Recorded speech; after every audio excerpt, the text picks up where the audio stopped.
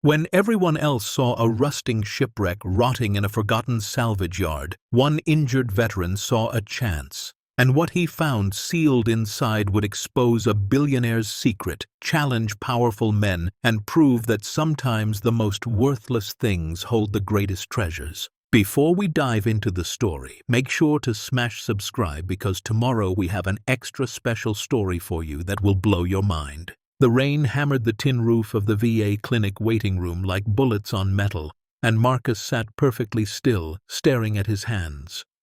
They trembled slightly. Not from fear, but from the nerve damage that had ended his military career 3 years ago. An IED outside Kandahar. 6 seconds that had changed everything.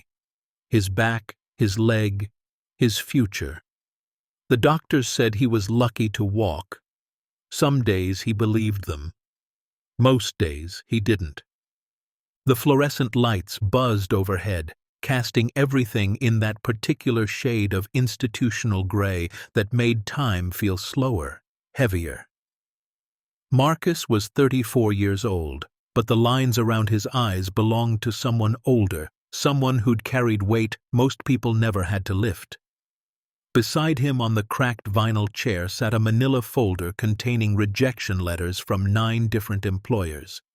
None of them said it outright, but he knew. Injured veteran, PTSD, red flags, too much liability. His phone buzzed. A text from his daughter Lily, 9 years old, with her mother's bright eyes and his stubborn heart. "Dad, when are you coming home? Miss you." Marcus typed back with his thumbs, the only part of his hands that didn't ache. "Soon, baby. Love you." Home was a 1-bedroom apartment in Port Catherine, a coastal town in Maine so small it didn't appear on most maps. The kind of place where everyone knew your name, your business, and your failures. Marcus had moved there after the divorce, after the medical discharge, after everything fell apart. He'd thought maybe the ocean would quiet the noise in his head. It hadn't. But Lily was there, staying with him every other week per the custody arrangement, and she was the only thing keeping him tethered to this world. The nurse called his name.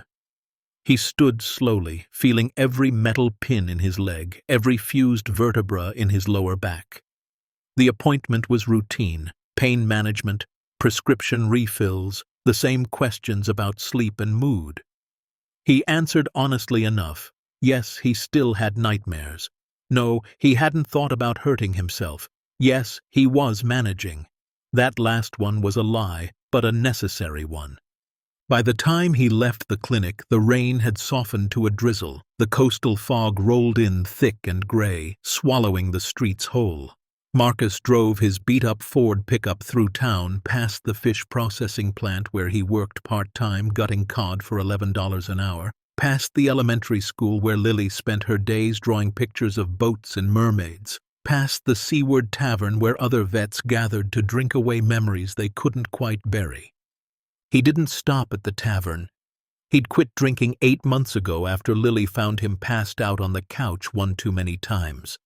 She'd looked at him with those big, worried eyes and asked if he was going to die like Mommy's uncle did. That was the moment. Not rock bottom. He'd hit that a long time ago. But the moment he decided to start climbing back up, inch by bloody inch. Marcus pulled into the gravel lot of Thompson's Maritime Salvage, a sprawling junkyard of boat parts, rusted anchors, and forgotten dreams. He'd come here every few weeks to pick through scrap metal, looking for parts he could sell or repurpose. Sometimes Old Man Thompson let him take stuff for free, veteran discount he called it, though Marcus suspected it was pity. Today the lot looked different. At the far end, past the skeletal remains of fishing trawlers and pleasure yachts, sat something massive. Marcus squinted through the fog. It was a ship, not a boat, a ship, easily 200 feet long, maybe more. The hull was dark, streaked with rust and barnacles, but the shape was unmistakable, the profile of the Titanic. He'd seen pictures 1,000 times, Every kid in America had that distinctive bow, the 4 smokestacks, the grand staircase visible through broken windows. Except this wasn't the real Titanic. That was at the bottom of the Atlantic. This was a replica, and from the look of it, a forgotten one. Marcus walked toward it, boots crunching over shells and gravel. As he got closer, the scale became overwhelming. The ship towered above him, listing slightly to port, held up by steel supports and wooden scaffolding that looked older than Lily. Rust ran down the sides like tears. Windows were shattered. The paint had peeled away in long strips, revealing bare metal underneath. Thompson emerged from his trailer, wiping grease from his hands onto a rag that had long ago given up being clean. He was 70-something, weathered like driftwood, with eyes that had seen every kind of wreck the ocean could produce. "Quite a sight, ain't she?" Thompson said, spitting tobacco juice into the dirt. Marcus nodded, unable to look away. "Where'd it come from?" "Been here longer than I have, and I bought this place in 1993. Previous owner said some rich fella commissioned it back in the 80s. Was supposed to be a floating museum or hotel or some damn thing. Project fell through, sat in a harbor up in Nova Scotia for years before they towed it here. Been rotting ever since. Why hasn't anyone scrapped it?" Thompson shrugged. "Too expensive to dismantle. Too big to move without spending a fortune. I've been trying to sell it for 20 years. Posted ads, called auction houses. Hell, I even put it on Craigslist." He chuckled at that. "Nobody wants it. Just sits here taking up space." Marcus walked closer, running his hand along the cold metal hull. Despite the decay, despite the rust and rot, there was something solid underneath, something substantial. The craftsmanship was visible even in ruin. Rivets placed with precision, welds that had held for decades, wood paneling that had been carved by hand. "What are you asking for it?" Marcus heard himself say. Thompson laughed, genuinely surprised. "You serious, son?" "Maybe." The old man studied him for a long moment, then shrugged. "Tell you what, I'm tired of looking at the damn thing. You got $8,000, she's yours. Hell, I'll even help you get her floated and moved if you can find somewhere to put her." $8,000. That was everything Marcus had saved over the past year. Every extra shift at the fish plant, every penny he'd scrounged from odd jobs, every dollar he'd been setting aside hoping to move to a better apartment, maybe get Lily her own room. "Let me think about it," Marcus said, but his mind was already made up. That night, Lily sat at their small kitchen table doing homework while Marcus made spaghetti with jarred sauce, the only meal he could reliably cook without burning. The apartment was tiny but clean. One bedroom that Lily used when she stayed over, Marcus sleeping on a pull-out couch in the living room. The walls were thin enough to hear the neighbors arguing. The heater rattled like it had emphysema, but they'd made it theirs with Lily's drawings taped everywhere and a bookshelf Marcus had built from salvaged wood. "Dad," Lily said, not looking up from her math worksheet. "Kendra at school said her dad's taking her to Disney World for Christmas." Marcus felt that familiar twist in his chest. "That sounds fun, baby." "Can we go somewhere fun?" He set down the wooden spoon and sat across from her. Lily looked up and he saw it in her face. Not disappointment exactly, but resignation. She was 9 years old and already learning to lower her expectations. "I might have a surprise," Marcus said carefully, "but I need to know something first. How would you feel about living on a boat?" Her eyes lit up. "Like a pirate?" "Not exactly. More like an adventure." He showed her pictures on his phone that he'd taken at the salvage yard. Lily's face went through several expressions: confusion, excitement, worry, then back to excitement. "Is it ours?" she whispered. "It could be, but it needs a lot of work, and people might think we're crazy."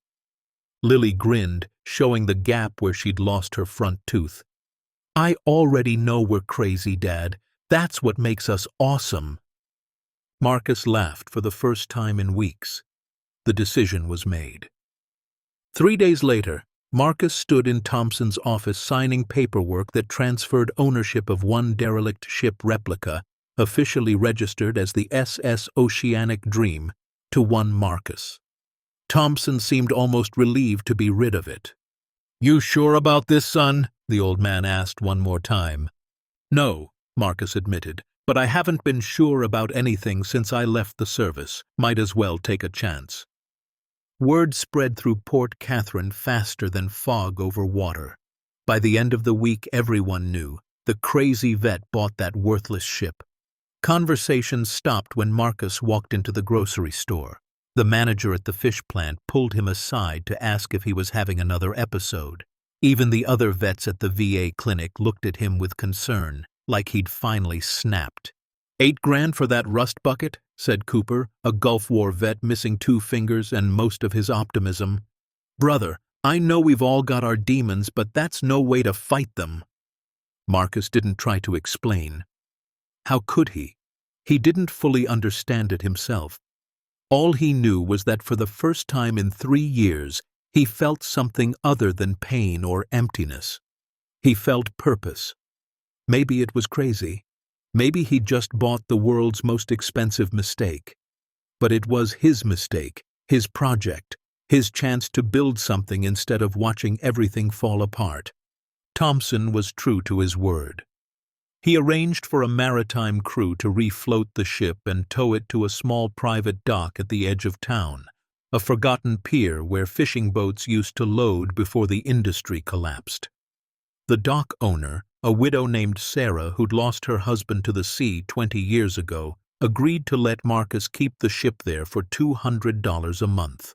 It was more than he could afford, but she'd looked at him with kind eyes and said, "I think maybe you need this, and maybe this place needs you."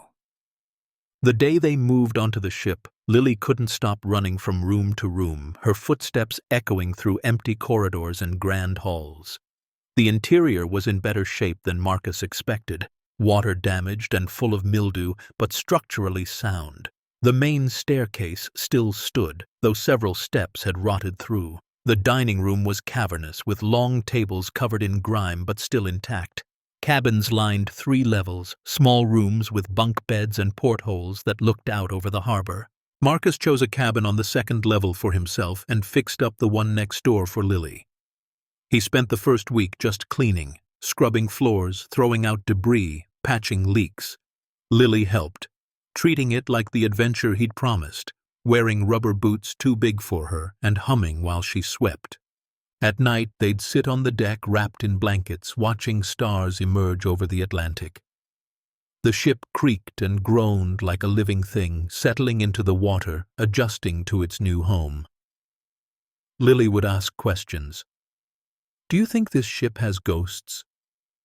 Why did someone build a fake Titanic? Are we poor, Dad?" That last question hit him in the chest. "We're rich in different ways, baby. We've got each other. We've got this ship. We've got the whole ocean right here. But we don't have money for Disney World." "No," he admitted. "We don't. But maybe someday we'll have something better." She leaned against him, small and trusting. "Like what?" "Like a home that's really ours, like a story worth telling." By the end of the first month, Marcus had established a routine. He worked the early shift at the fish plant, 4 in the morning until noon. Then he'd come back to the ship and work until dark, fixing leaks, replacing rotten wood, learning the ship's layout and quirks. Lily would get home from school and do homework in what they'd started calling the library, a small room off the main staircase where water damage had been minimal. The ship was massive, far bigger than Marcus had realized when he'd bought it. There were levels he hadn't fully explored, storage rooms locked or rusted shut, compartments he couldn't quite figure out the purpose of. The more he learned about the ship's construction, the more impressed he became. This wasn't some cheap replica thrown together for tourists. This was engineered, built with real craftsmanship, designed to last. He found manufacturers' marks on pipes and valves, high-grade steel, marine-quality materials, the kind of stuff that cost serious money. Whoever had commissioned this ship hadn't cut corners. But why? Why build something so elaborate just to abandon it? Marcus started researching. Late at night, after Lily was asleep, he'd sit in the cabin with his laptop balanced on his knees, searching for information. He found a few old newspaper articles from the 1980s. Local billionaire announces Titanic replica project. The name jumped out at him. Theodore, a reclusive businessman who'd made his fortune in shipping and manufacturing. According to the articles, Theodore had been obsessed with the Titanic since childhood. He'd commissioned the replica as a combination museum and luxury hotel, planning to moor it permanently in Boston Harbor. The project had been announced with great fanfare, architectural renderings, estimated completion dates, promises of historically accurate recreations of every detail. Then the article stopped. No grand opening, no follow-up stories, nothing. It was as if the ship and Theodore had simply disappeared from public record. Marcus dug deeper. He found Theodore's obituary from 2005. Theodore, aged 73, died unexpectedly at his home in Bar Harbor. He is survived by no immediate family. Services will be private. Unexpectedly. That word stuck with Marcus. He'd learned in the military that when official reports said unexpectedly, there was usually more to the story. He kept searching, but information about Theodore was surprisingly sparse for someone who'd been wealthy enough to build a full-scale replica of the Titanic. No Wikipedia entry, no business profiles, just fragments. A mention in a shipping industry magazine, a property record for a Bar Harbor estate, a single photograph from a charity gala in 1982 showing a tall man with sharp features and eyes that looked through the camera rather than at it. Marcus printed the photo and pinned it to the wall of his cabin. He'd stare at it while lying in bed, unable to sleep, wondering about the man who'd built this ship. What had driven someone to create something so elaborate? And why abandon it? The locals in Port Catherine had their theories. The bartender at the Seaward Tavern said Theodore had gone crazy, spent all his money on the ship and died broke. The librarian thought maybe it was a tax write-off gone wrong. Cooper, the Gulf War vet, had a darker take. Rich people don't just lose track of multi-million-dollar projects, brother. Something happened. Marcus was starting to agree. It was Lily who found the first real clue. She'd been exploring the lower levels of the ship against Marcus's explicit instructions not to go down there alone, when she came running up to the deck, breathless and excited. "Dad, Dad, I found a secret door!" Marcus's heart jumped, part concern for her safety, part curiosity. "Baby, what did I tell you about going down there alone?"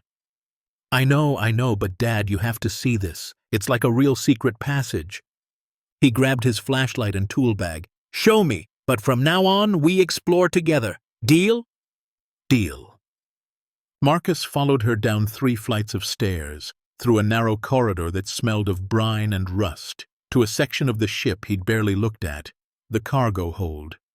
It was a massive space, mostly empty except for some old crates and machinery covered in tarps. The ceiling stretched high above them, and their footsteps echoed like they were inside a cathedral. Lily pulled him to the far wall.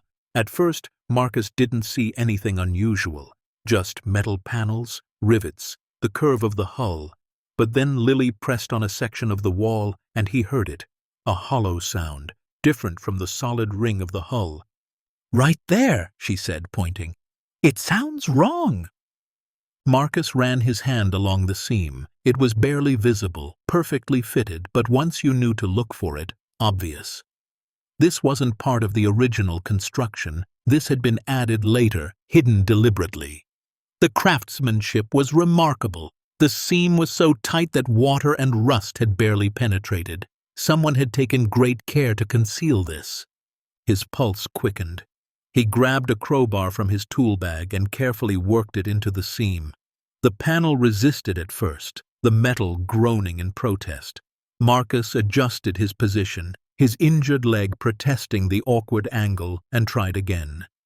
The panel gave way with a pop and a shower of rust flakes that rained down on his shoulders.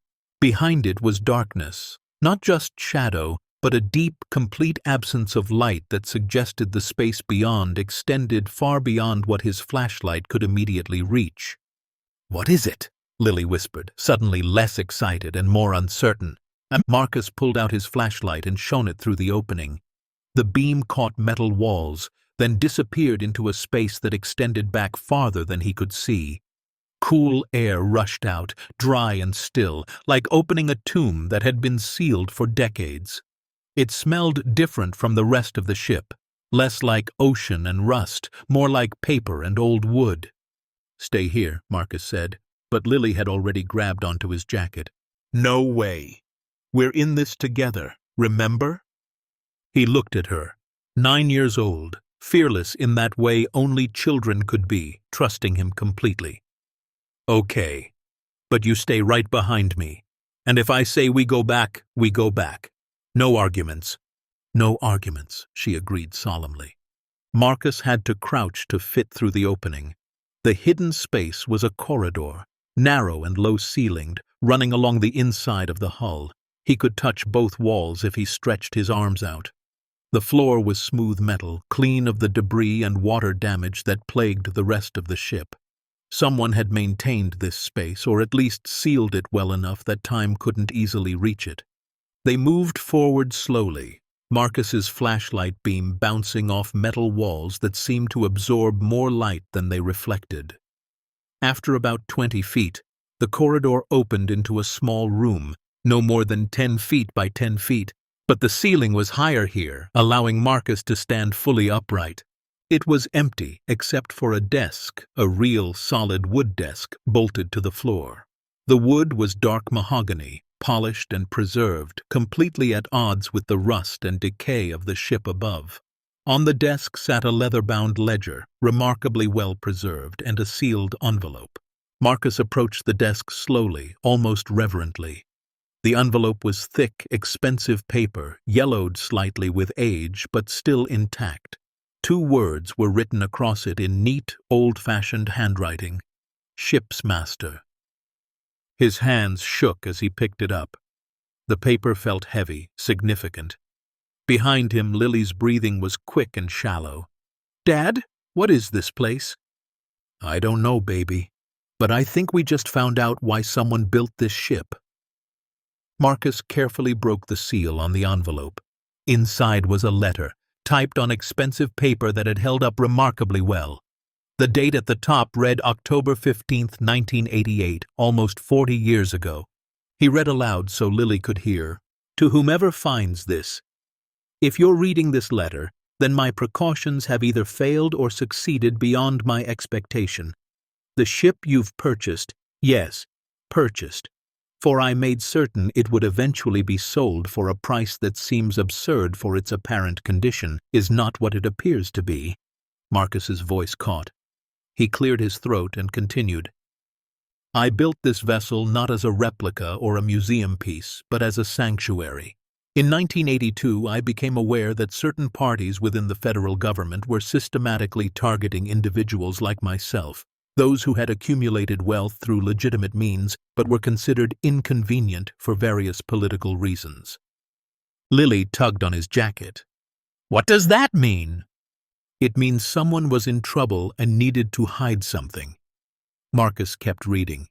"I won't bore you with the details of who or why, except to say that I saw colleagues destroyed, assets seized under pretense, and lives ruined for no crime other than asking the wrong questions. I designed this ship to appear worthless while serving as a secure repository for assets I needed to protect." Marcus felt his heartbeat accelerate. Repository for assets. That was a fancy way of saying hiding place for something valuable. The construction was legitimate, documented, legal, but I incorporated features and spaces that official inspections would never reveal. If you found this letter, you found the first of these spaces, but it is not the only one, nor the most important." Marcus lowered the letter, his mind racing. There were more hidden spaces, more secrets. This corridor and room were just the beginning. The letter continued with technical details, vague references to locations of other compartments, mentions of access codes, structural specifications that Marcus would need the ship's original blueprints to understand. But the final paragraph stopped him cold. "I've left instructions with my attorney that this ship is to be sold after my death for whatever price it will fetch, with preference given to veterans or those of modest means. My hope is that someone who understands struggle, someone who knows what it means to fight for something worth protecting, will be the one to unlock what I've hidden." Marcus's throat tightened. Theodore had built this for someone like him, had planned for decades in advance that a person of modest means, a polite way of saying broke, would eventually find this letter, this room, these secrets. Inside this ship is wealth enough to change your life. But more importantly, inside this ship is proof of what was done to men like me, and perhaps the means to prevent it from happening to others. The choice of what to do with it will be yours, ship's master. But know that once you begin down this path, there will be no simple way back. Some secrets are dangerous precisely because they're true. The letter was signed simply, Theodore. Marcus sat down hard on the floor, his injured leg finally giving out. Lily knelt beside him, her small hand on his shoulder. "Dad? Are you okay?" "I don't know." He looked at her, seeing the worry in her eyes, the trust. "Lily, I think we just inherited something much bigger than a ship. Is it bad? I don't know that either, but I think it might be important." They sat together in that hidden room, surrounded by walls that had held secrets for almost 40 years, and Marcus felt the weight of choice settling on his shoulders. He could seal this room back up, pretend he'd never found it, continue his quiet life of fish gutting and barely scraping by. Or he could follow the path Theodore had laid out, explore the other hidden spaces, find whatever was worth hiding, and deal with whatever consequences came from that discovery. "What are we going to do?" Lily asked. Marcus looked at the desk, at the leather-bound ledger he hadn't yet opened, at the letter that had just rewritten everything he thought he knew about this ship. He thought about Theodore, alone and paranoid, spending millions to build a fortress disguised as a forgotten replica. He thought about being chosen, specifically deliberately chosen, by a dead billionaire who'd looked into the future and trusted that the right person would eventually come along. "I think," Marcus said slowly, "we're going to find out what else is hidden in our ship. Together." Lily's face split into a grin. "Like treasure hunters?" "Something like that." Marcus pulled out his phone and took pictures of the letter, the room, the desk. Then he carefully opened the leather ledger. The first page was filled with neat handwriting, dates, numbers, cryptic notes that meant nothing to him yet. But he could spend time decoding this later. For now, he needed to understand the scope of what he'd stumbled into. He flipped through the pages, scanning quickly. Manifests, shipping records, financial notations, and then, tucked into the back, a hand-drawn map of the ship with sections marked in red ink. At least 7 different areas were highlighted, each labeled with a code: Alpha, Bravo, Charlie, and so on. The room they were in now was marked Alpha Introduction. 7 hidden compartments, 7 secrets waiting to be discovered. Marcus closed the ledger and stood, his decision made. "Come on, baby, let's head back up. It's getting late and you have school tomorrow." "But what about the other rooms?" "We'll find them, but not tonight. This is going to take time and we need to be careful. Whatever Theodore hid in this ship, it was important enough that he spent millions keeping it secret. We need to treat it with respect." They made their way back through the narrow corridor, through the opening in the cargo hold wall.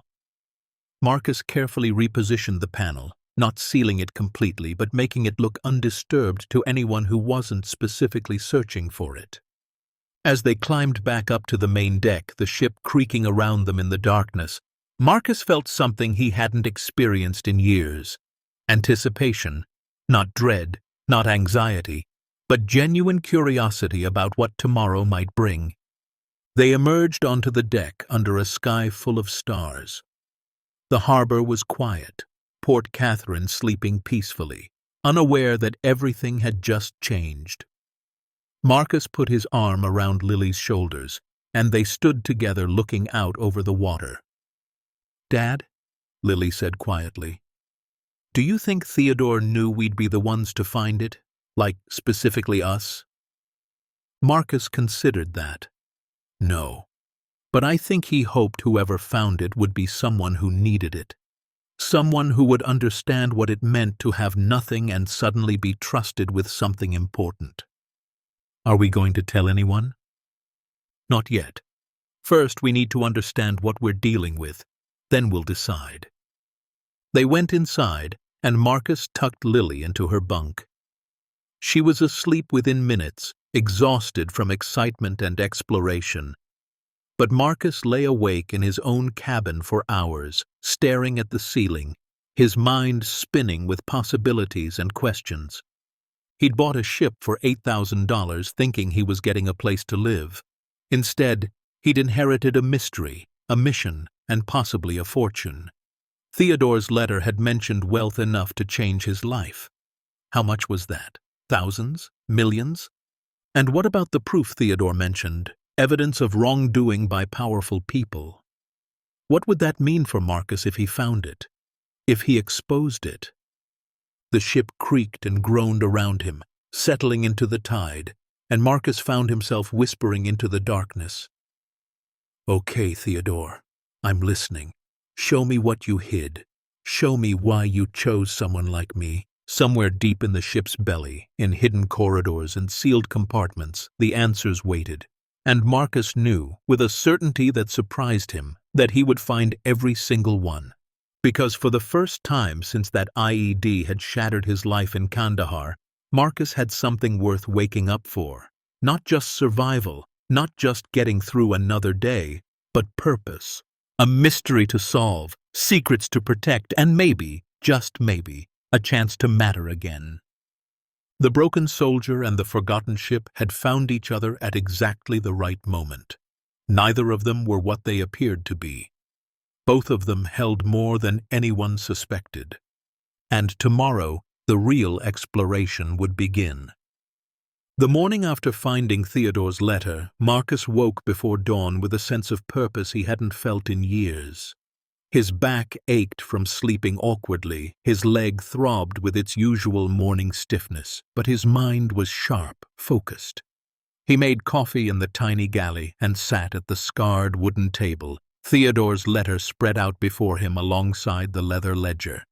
In the early light filtering through the portholes, he studied the hand-drawn map more carefully. 7 marked locations throughout the ship, each labeled with a military-style designation. Alpha, the room he'd already found. Bravo, somewhere in the engine room. Charlie, Delta, Echo. Scattered throughout the vessel like hidden treasures on a pirate's map. The last 2, Foxtrot and Golf, were marked in the deepest parts of the ship below the waterline. Marcus traced the lines with his finger, trying to match Theodore's crude drawing to the actual layout of the ship he'd been living on for the past month. Some areas he recognized immediately. Others seemed to indicate spaces that shouldn't exist according to the ship's visible architecture. Gaps between walls, phantom corridors, impossible rooms. Lily emerged from her cabin, hair tangled from sleep, still in her pajamas. "Are we going treasure hunting today?" "You have school today, baby." Her face fell. "But Dad—" "No buts. Whatever's down there has been waiting for almost 40 years. It can wait another 6 hours. He stood and started pulling out cereal boxes. "Besides, I need to do some research first. Figure out what we're dealing with before we go deeper." After dropping Lily at school, Marcus didn't go to his shift at the fish plant. Instead, he called in sick, the 3rd time in a month, which meant his boss would probably have words for him later, and drove to the Port Catherine Public Library. It was a small brick building that smelled like old paper and the lavender air freshener the librarian Margaret was addicted to.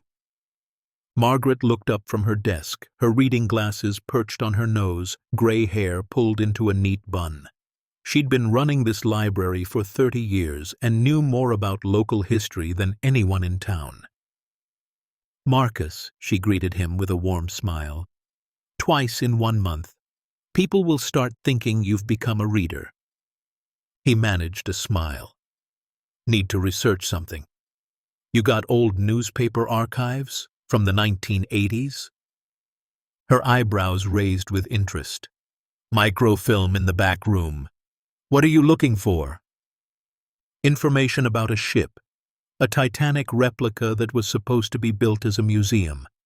Margaret's expression changed, curiosity sharpening into something more focused. "Theodore's Folly." Marcus's pulse quickened. "You know about it?" "Everyone my age does. It was the talk of the town back then. Well, not this town exactly, but the whole coast. Come on, I'll show you what we have." She led him to a cramped back room filled with filing cabinets and an ancient microfilm reader that looked like it belonged in a museum itself. Margaret pulled out several boxes of film, her movements practiced and efficient.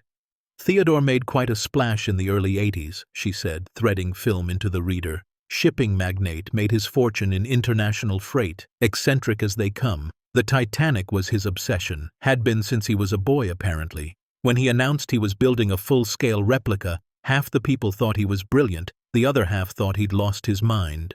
The microfilm whirred to life, displaying a newspaper article from May 1982. The headline read, "Billionaire's Dream. Titanic rises again." Below it was a photograph of Theodore standing in front of a massive shipyard, blueprints in hand, a rare smile on his angular face. Marcus leaned closer, studying the image. The man looked vital, energetic, nothing like the paranoid figure who'd written that letter 6 years later. What had changed? "The project was ambitious," Margaret continued, advancing the film. "Historically accurate down to the rivets," he claimed. "Hired the best naval architects, craftsmen from all over the world. Was supposed to open in 1985 as a floating museum and luxury hotel in Boston Harbor." "But it never opened." "No." Margaret's voice grew somber. "Somewhere around 1986, things went sideways. Theodore got quiet, stopped giving interviews. There were rumors of financial troubles, federal investigations.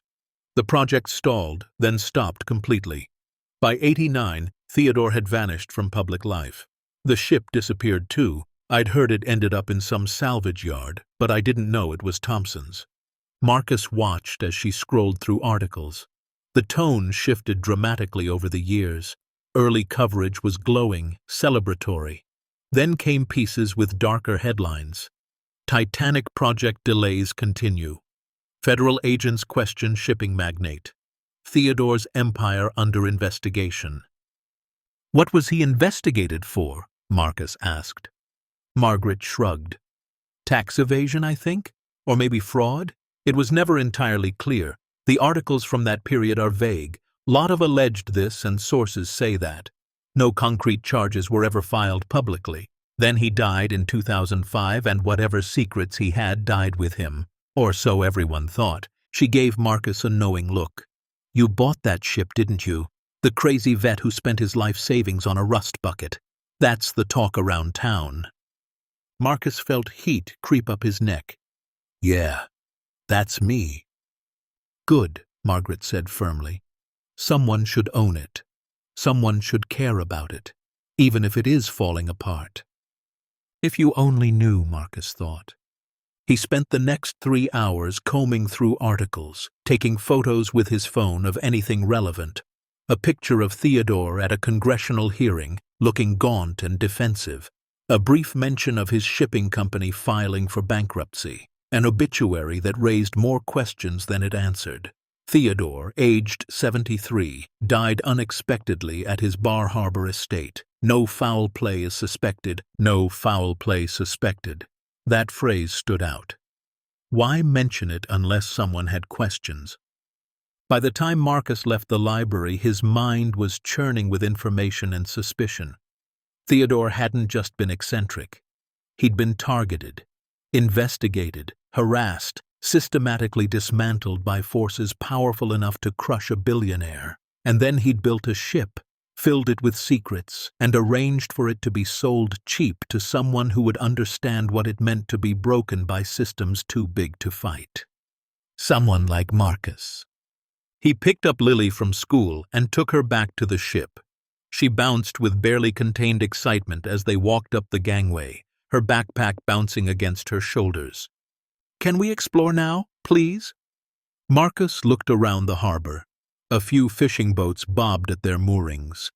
Sarah's house was visible across the water, smoke rising from her chimney.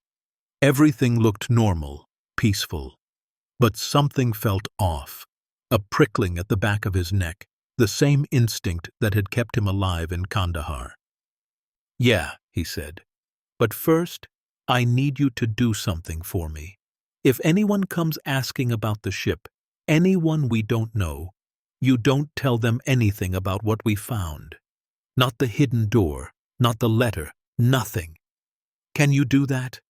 Lily's expression grew serious. "Is someone bad looking for us?"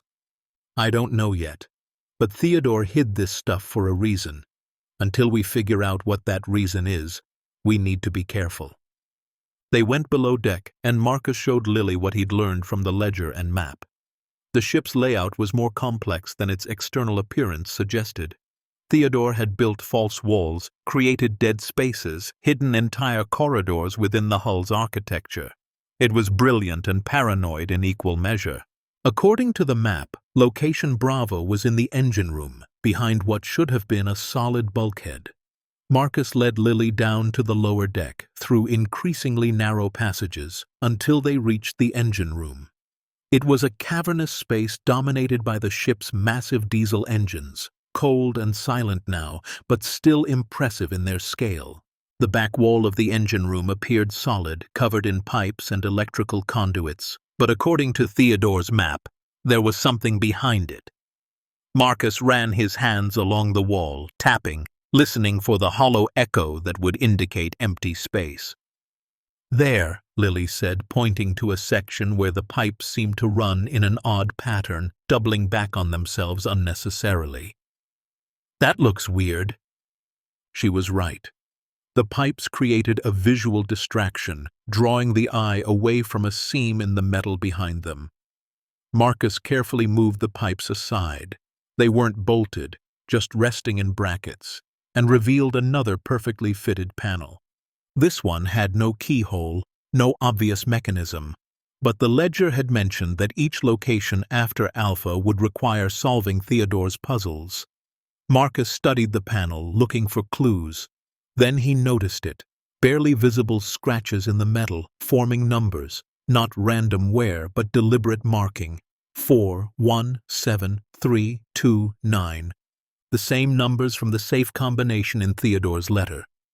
Marcus pressed the numbers in sequence, each digit corresponding to a slight indentation in the panel. On the last number, something clicked deep in the wall. The panel swung inward, revealing another hidden space. This one was larger than the first room, roughly 15 feet by 20 feet, and it was filled with filing cabinets. Floor to ceiling, wall to wall, gray metal cabinets that looked military issue. Each drawer was labeled with dates ranging from 1982 to 1988. "Whoa," Lily breathed. Marcus opened the nearest drawer. Inside were files, meticulously organized, each containing documents, photographs, correspondence. He pulled one out randomly, a letter from a federal agency to Theodore, informing him of an audit. Another file contained bank statements with transactions highlighted in yellow. A third held photographs of men in suits standing outside Theodore's office building. "Dad, what is all this?" "I think it's evidence. Theodore was collecting proof of whatever they were doing to him." Marcus closed the drawer carefully. "We need to document this, but not now. This is going to take time."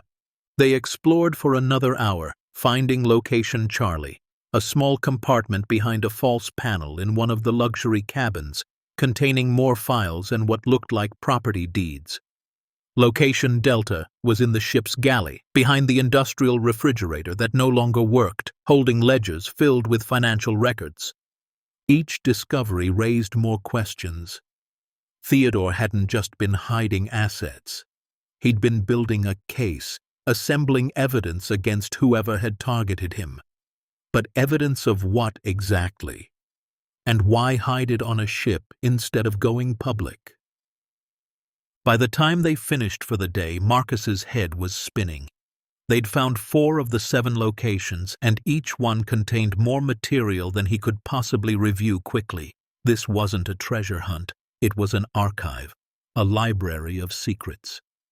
That night, after Lily went to bed, Marcus sat on the deck with a beer, his first in 8 months, but he figured he'd earned it, and tried to process everything. The ship creaked around him, and he found himself talking to it, to Theodore's ghost, to whatever was listening. "What the hell did you get me into, old man?" The ship didn't answer, but Marcus's phone did. An unknown number. He almost didn't pick up, then decided knowledge was better than ignorance. "Hello? Mr. Marcus?" A smooth voice, professional, neither friendly nor hostile. "My name is Gerald Holloway. I'm with the Treasury Department. I was hoping we could talk about your recent purchase." Marcus's blood went cold. "How did you get this number?" "It's a matter of public record, sir. Property transactions, dock permits. We're not spying on you." A slight chuckle that felt calculated.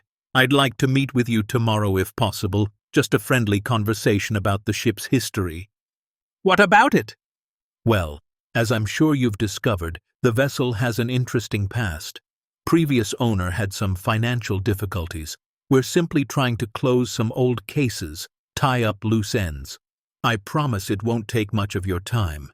Every instinct Marcus had developed in the military was screaming danger. This wasn't a friendly call. This was a probe, testing to see what he knew. "I'm pretty busy," Marcus said carefully. "Ship needs a lot of work." "I understand. How about I come to you, tomorrow afternoon, 2 o'clock? It wasn't really a question. Marcus recognized the tone, polite coercion, the velvet glove covering the iron fist. "Fine, 2 o'clock. "Excellent. I look forward to meeting you, Mr. Marcus." The line went dead. Marcus sat in the darkness, his untouched beer growing warm in his hand. Less than 24 hours after finding Theodore's letter, the government was already on his doorstep. Had they been watching the ship all along? Did they know about the hidden compartments? He pulled out his phone and took pictures of Theodore's letter and the map, then uploaded them to a cloud storage account under a fake name. Insurance. If something happened to him, if the ship was seized or destroyed, at least the evidence would survive somewhere. Then he went inside and checked on Lily. She was fast asleep, her stuffed rabbit clutched in her arms, completely innocent of the danger that might be circling them.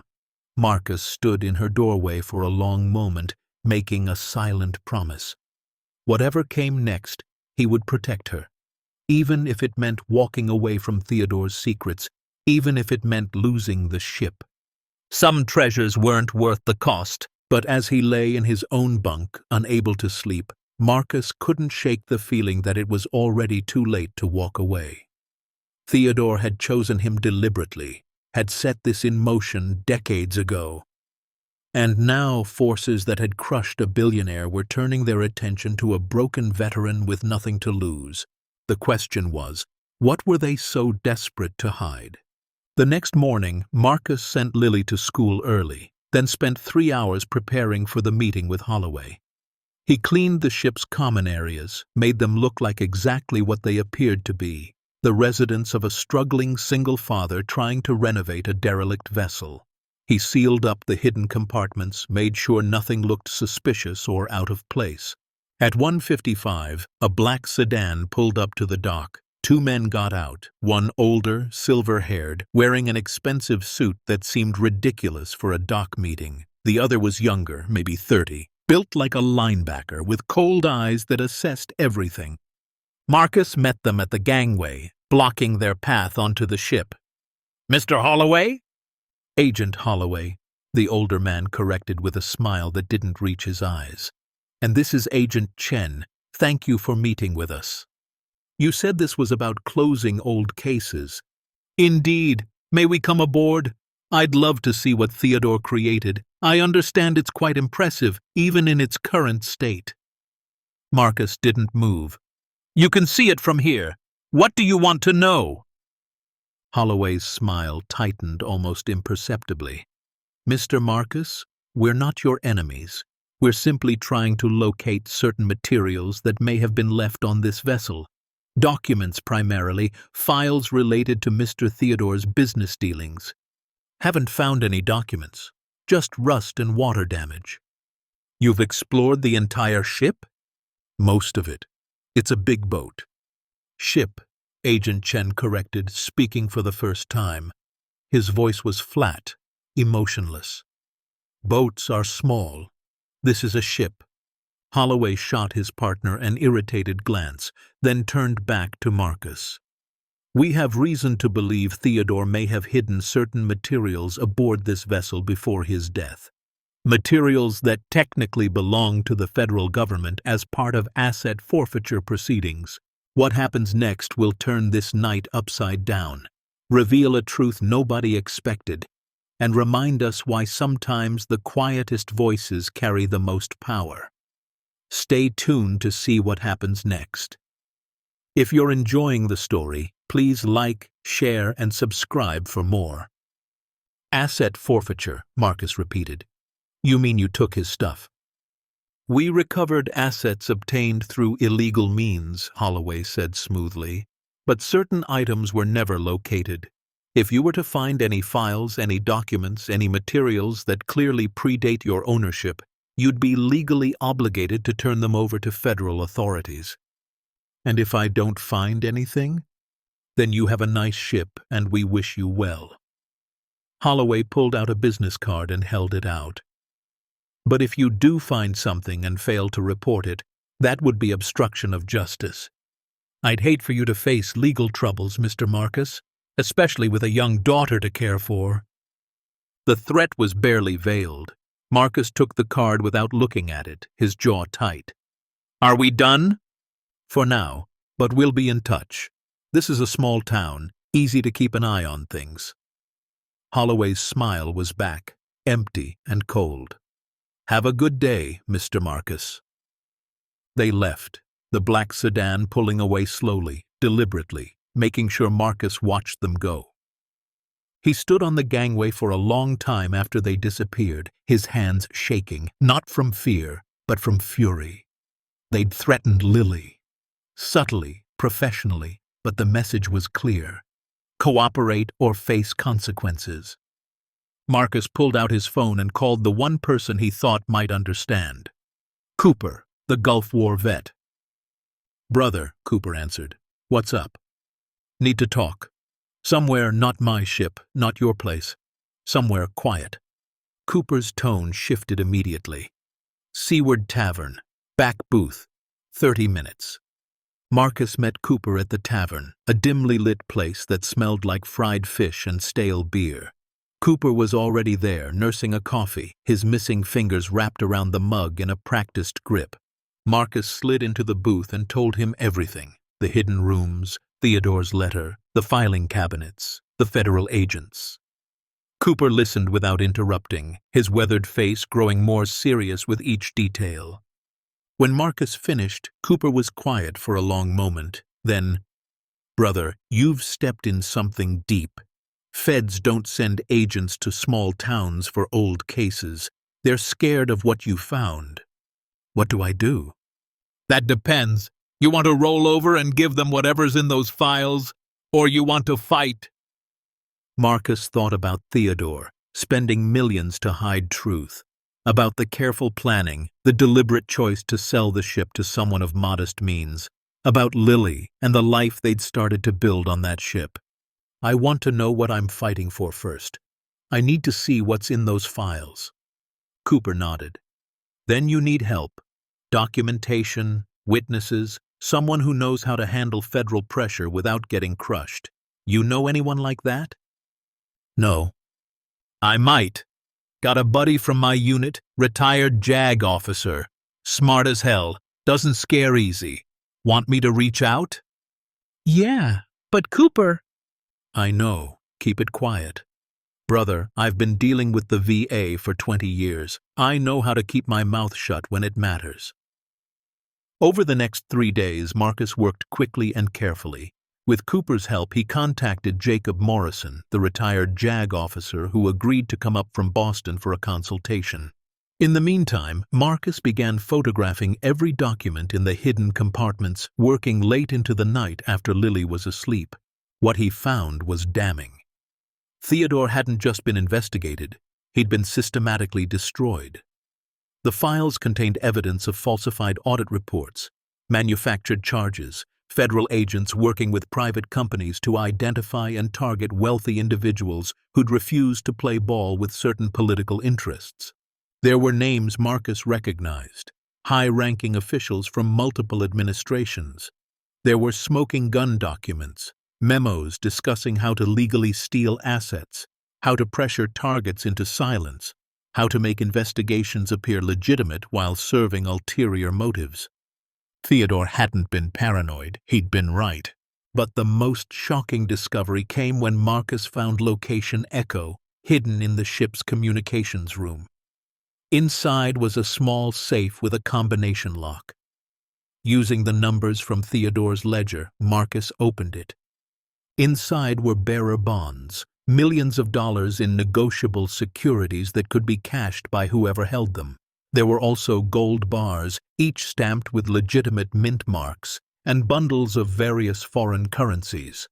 Theodore's emergency fund, hidden where no audit could find it. Marcus stared at the wealth with a sick feeling in his stomach. This was life-changing money. Money that could pay for Lily's college, buy them a real house, ensure they never struggled again. But it also made him a target. The moment anyone discovered he had access to these assets, the legal and illegal pressure would be overwhelming. He closed the safe without taking anything and sealed the compartment. He needed advice before making any decisions.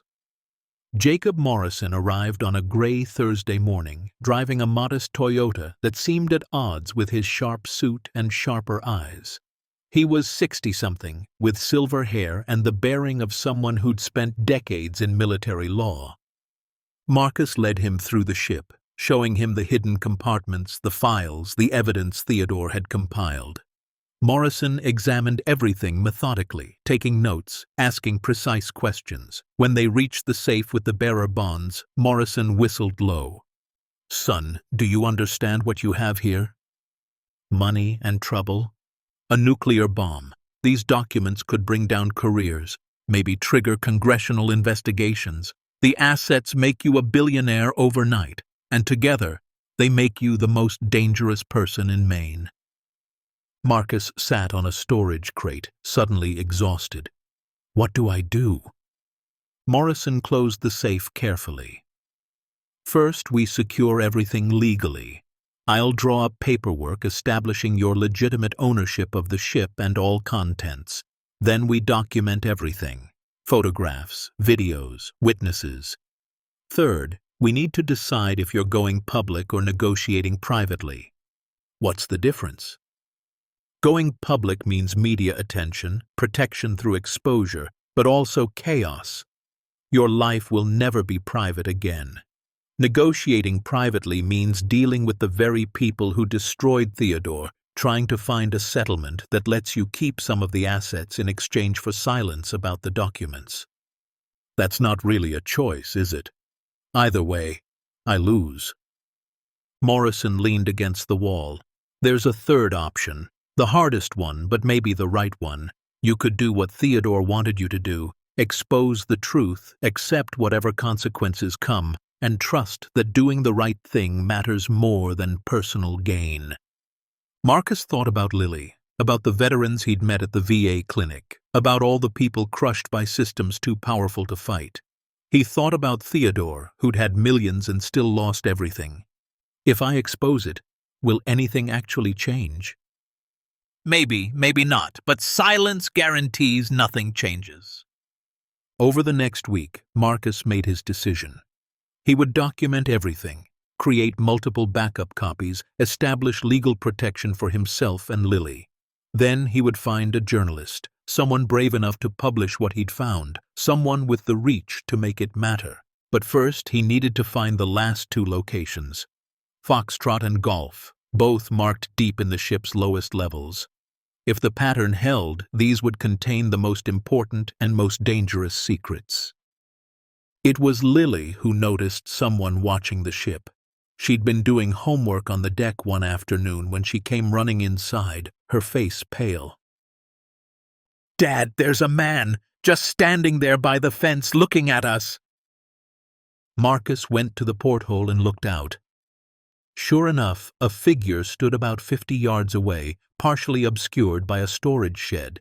Male, wearing dark clothes, holding something that could have been binoculars or a camera.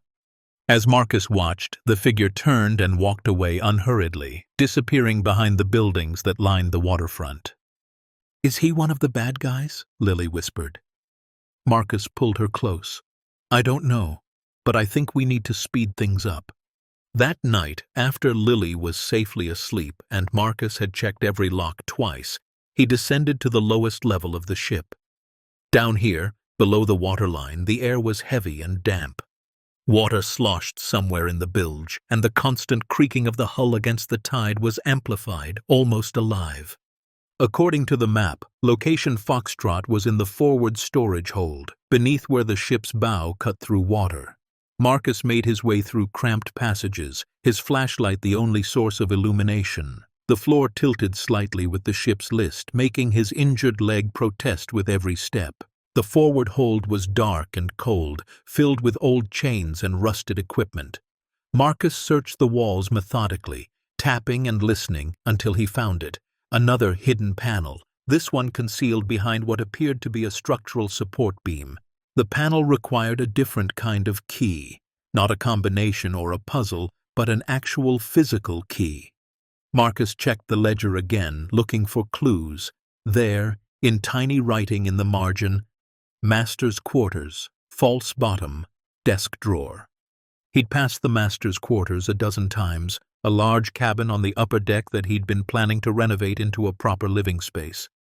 Now he climbed back up, his heart pounding with anticipation and exhaustion.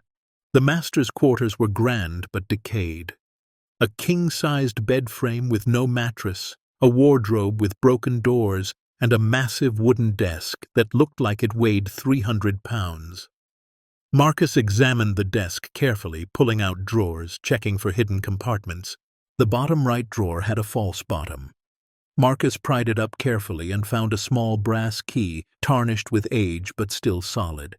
He carried it back down to the forward hold, his flashlight beam bouncing with each step. The key fit perfectly into a lock he'd missed before, hidden in the seam of the panel. He turned it, heard a deep click, and the panel swung open. Behind it wasn't a room but a shaft, vertical, with a metal ladder leading down into complete darkness. Marcus's mouth went dry. This was it, the deepest secret, the final hidden space. Location Gulf, the end of Theodore's trail. He descended the ladder carefully, counting rungs. 10, 20, 30. His flashlight revealed smooth metal walls, perfectly sealed, leading down into what should have been the ocean itself. At the bottom was a door. Not a panel, not a hatch, but an actual door with a wheel lock like something from a submarine. Marcus's hands shook as he spun the wheel. It was well maintained, moving smoothly despite decades of disuse. Someone had kept this functional. Theodore himself, perhaps, visiting his secret vault over the years. The door opened with a hiss of equalizing pressure. Beyond was a room unlike any of the others. It was larger, maybe 20 feet square, and it was climate-controlled. The air was dry, cool, perfectly preserved. The walls were lined with shelves containing books, folders, and what looked like old computer equipment. In the center was a vault, serious and professional, the kind of vault you'd find in a bank. On the vault was an envelope, and on the envelope was written, "You made it. Well done, ship's master. Marcus opened the envelope with trembling hands. The letter inside was handwritten, Theodore's script shaky with what must have been illness or age. If you're reading this, you've found the heart of my ship. Everything above, the files, the bearer bonds, the evidence, was the appetizer. This is the main course. Inside this vault is $255 million in various assets, diamonds, rare coins, gold, and cryptocurrency access codes. It's legally obtained, properly documented, and completely hidden from the government that tried to destroy me. But more importantly, this vault contains the only copies of certain documents that prove conspiracy at the highest levels of power. Not speculation, not theory, proof, names, dates, bank accounts, recordings, everything needed to expose 3 decades of systematic corruption. The combination to this vault is your choice to make. You can open it, take the wealth, expose the truth, and deal with whatever storms follow. Or you can seal this room, walk away, and live a quiet life. No one would blame you. I built this for someone brave enough to carry the weight I couldn't. But bravery isn't the same as foolishness. Choose wisely.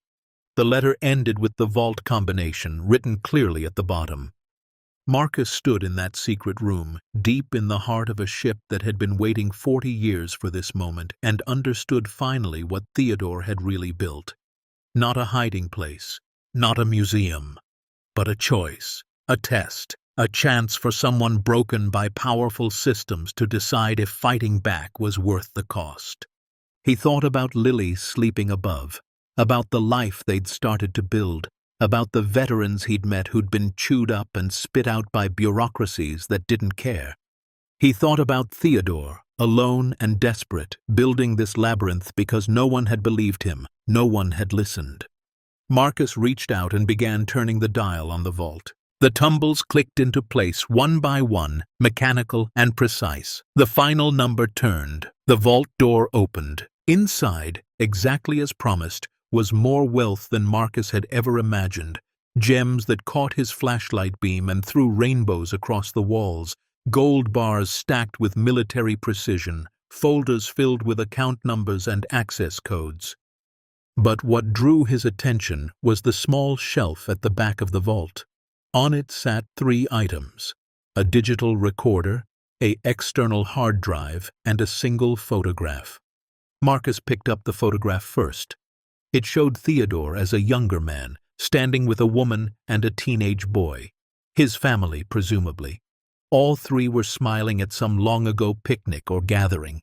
On the back, written in faded ink, "Before they took everything that mattered." Marcus understood then. Theodore hadn't been fighting for money. He'd been fighting for memory, for justice, for the hope that someday someone would prove he'd been right to resist. He picked up the digital recorder and pressed play. Theodore's voice, tired but determined, filled the small space.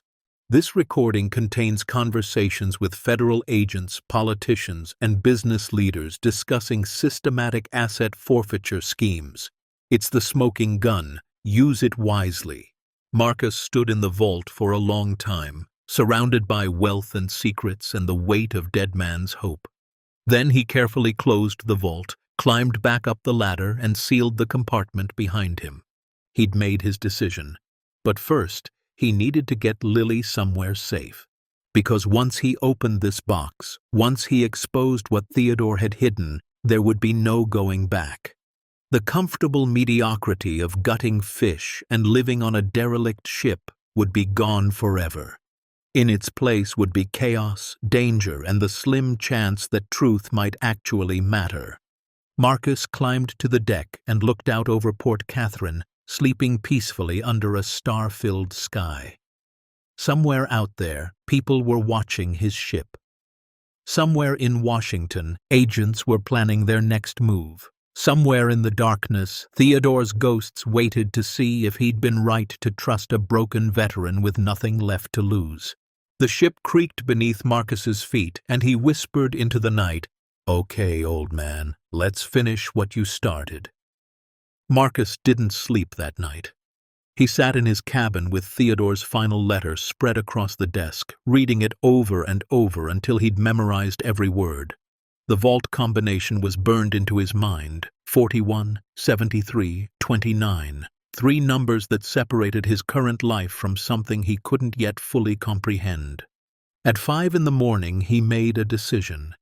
Before he opened that vault, before he truly committed to whatever path Theodore had laid out, he needed to get Lily somewhere safe. Somewhere far from Port Catherine and the men who were watching his ship. When Lily woke up, Marcus was already cooking pancakes, her favorite breakfast. She shuffled into the galley, rubbing sleep from her eyes, immediately suspicious. "What's wrong?" she asked, 9 years old and already able to read him like a book. "Nothing's wrong, but I need you to do something for me. Something important." She climbed onto the stool, suddenly alert. "What?" "Remember Aunt Carol, Mom's sister in Vermont?" Lily's face scrunched up. "The one who smells like cats?" Despite everything, Marcus almost smiled. "Yeah, that one. I need you to visit her for a little while, maybe a week or 2. But I have school. And what about you?" Marcus sat across from her, taking her small hands in his calloused ones. "I have to take care of some things on the ship. Adult things that might get complicated. And I need to know you're safe while I do it." "Is this about the secret rooms? The treasure?" "Yeah, baby. It is." Lily was quiet for a moment, processing. Then, in that way children have, of cutting straight to the heart of things.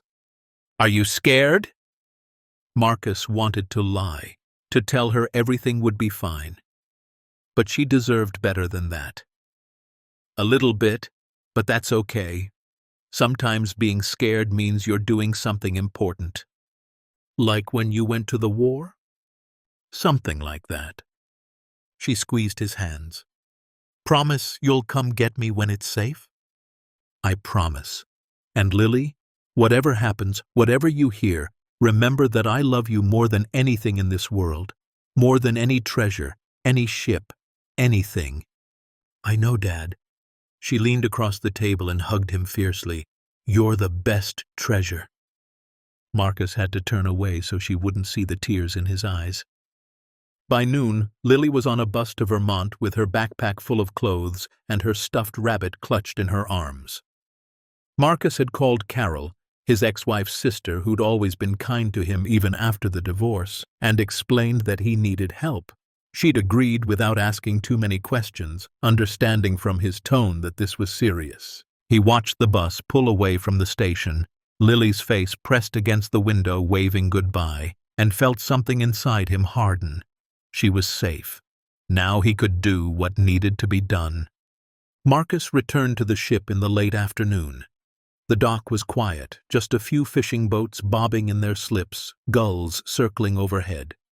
But he felt eyes on him, that same prickling sensation from his combat days. Someone was watching. He went through the motions of his evening routine, making dinner for one, sitting on the deck as the sun set. Normal. Unremarkable. Just a veteran living on his boat, nothing to see here. But after dark, after checking 3 times that he was alone, Marcus descended into the ship's depths. Down through the levels, through the cramped passages, to the forward hold where the hidden ladder led to Theodore's final secret. The climb down felt longer this time, each rung bringing him closer to a point of no return. At the bottom, he spun the wheel lock on the submarine door and stepped into the climate-controlled vault room. Everything was exactly as he'd left it. The shelves lined with documentation, the serious bank-style vault dominating the center, the photograph of Theodore's family still sitting where Marcus had placed it. His hands were steady as he approached the vault. 41, 73, 29. The tumbles clicked into place with mechanical precision. The heavy door swung open. Marcus had seen the contents before, but in his haste last time, he hadn't fully appreciated the scope. Now, with his flashlight and the vault's internal lighting, he could see everything clearly. The diamonds came first, Not loose stones, but jewelry pieces, each in its own protective case. Necklaces, rings, bracelets. Museum-quality pieces with documentation showing their provenance and value. Marcus recognized some of them from photographs he'd seen of Theodore's wife. Family heirlooms converted to portable wealth. Behind the diamonds were gold bars, each stamped with official mint marks and serial numbers. Marcus counted them, 40 bars, each weighing approximately 400 ounces. At current gold prices, his mind did the math automatically. That was worth over $25 million alone. Then came the rare coins, organized in archival folders with meticulous labels. Ancient Roman coins, Revolutionary War-era pieces. Rare mint errors worth fortunes to collectors. Theodore hadn't just been wealthy. He'd been a serious numismatist. The bearer bonds were in a fireproof safe within the vault. Marcus opened it carefully and pulled out the first stack. Each bond was for $1 million, negotiable by whoever held them. He counted 78 bonds, $78 million in portable, anonymous wealth. But the real treasures were on the digital storage devices. Marcus found 3 external hard drives, each labeled with dates spanning from 1982 to 2004. And next to them, dozens of micro SD cards in protective cases, each labeled with names Marcus recognized from his research. Politicians, federal judges, treasury officials, business leaders. There was also an envelope, thick with papers, marked "Read First." Marcus opened it with trembling hands. Inside were multiple letters, written at different times, each dated and signed by Theodore. The first was from 1988, shortly after he'd completed the ship. To whoever finds this, my name is Theodore, and I'm writing this because I need someone to understand what happened to me and why I built this ship. In 1982, I was a successful businessman. Not the richest man in America, but wealthy enough to be comfortable. I'd built my fortune legally, paid my taxes, employed thousands of people. I thought that was enough. I was wrong. In May of that year, I was approached by men representing certain political interests. They wanted me to make contributions to specific candidates, to use my shipping company to facilitate certain arrangements, to play ball. I refused. I've never been political. I just wanted to run my business and provide for my family. 6 months later, the investigations began. Tax evasion, they claimed. Fraud, illegal international transactions. None of it was true, but truth didn't matter. They froze my accounts, seized my property, dragged my name through the press. My wife couldn't take the stress. She died in '84, and I'm convinced the harassment killed her. My son wanted nothing to do with me after that. I hired the best lawyers, fought back through legal channels. Eventually, they dropped the charges. They had to, because there was no real evidence. But by then, my business was destroyed, my reputation ruined, my family gone. I'd won the battle but lost the war. That's when I started investigating. Using what wealth I had left, I hired private investigators, cultivated sources, gathered evidence. I discovered I wasn't alone. There was a pattern. Successful people who refused to cooperate were systematically targeted, their assets seized through civil forfeiture, their lives destroyed. And it was all legal, or legal enough, that no one could stop it. I spent 5 years collecting proof. Names, dates, bank transfers, recordings of conversations where they admitted what they were doing. Enough evidence to bring down a dozen powerful people, maybe more. But I was terrified to release it. These people had destroyed me once. If I went public, they'd finish the job, and I wouldn't survive it. So I built this ship, a Titanic replica which everyone thought was the obsession of a broken man. Let them think that. Let them believe I'd gone crazy with grief and paranoia. While they were laughing at my folly, I was building the most sophisticated vault system ever hidden in plain sight. I spent $30 million of my remaining fortune creating this ship, not as a museum, but as a time capsule, as insurance, as hope. I don't know who you are, ship's master, but if you're reading this, then I've succeeded in my final act. This ship was designed to be sold for almost nothing after my death, with preference given to veterans or people of modest means, people who understand what it's like to be chewed up by systems too big to fight, people who might have the courage I lacked. Everything in this vault is legally mine, properly documented, and completely hidden from the government that tried to steal it. The evidence on these hard drives is authentic and damning. You have a choice to make. Keep the wealth and stay silent, or expose the truth and accept the consequences. I chose silence and I regret it every day. Maybe you'll be braver than I was. Marcus set down the letter, his chest tight with emotion. Theodore hadn't been paranoid. He'd been right. And now, 40 years later, that same system was circling Marcus like sharks sensing blood in the water. He picked up the next letter, dated 2003. I'm 71 now, and I don't have much time left. The cancer is spreading. The doctors give me maybe 2 years. I've spent the last months finalizing everything, making sure the ship will pass to the right kind of person. I want you to understand something. The men who destroyed me are still out there. Some have retired, but others have been promoted, gained more power. If you expose what's in this vault, they'll come for you the same way they came for me. They'll investigate you, freeze your assets, drag you through legal hell. They might even threaten your family. But here's what they can't do. They can't unring a bell. Once this information is public, once the media and the courts and the people know the truth, they can't bury it again. They can destroy you, but they can't destroy the evidence. Not if you're smart about it, not if you prepare. I've left instructions on how to protect yourself, lawyers to contact, journalists who can be trusted, ways to ensure the information survives even if you don't. It's all on the primary hard drive in a folder labeled Insurance. I'm sorry to burden you with this. I'm sorry I didn't have the courage to do it myself. But maybe that's not fair. Maybe I was the coward who gathered the evidence, and you're the brave one who'll use it. Maybe that's how it was always supposed to work. Whatever you decide, know this: you were chosen carefully, not randomly. I made sure the ship would find someone who understood struggle, who'd been broken by systems that should have protected them. Someone like you. Good luck, ship's master. I hope you're braver than I was.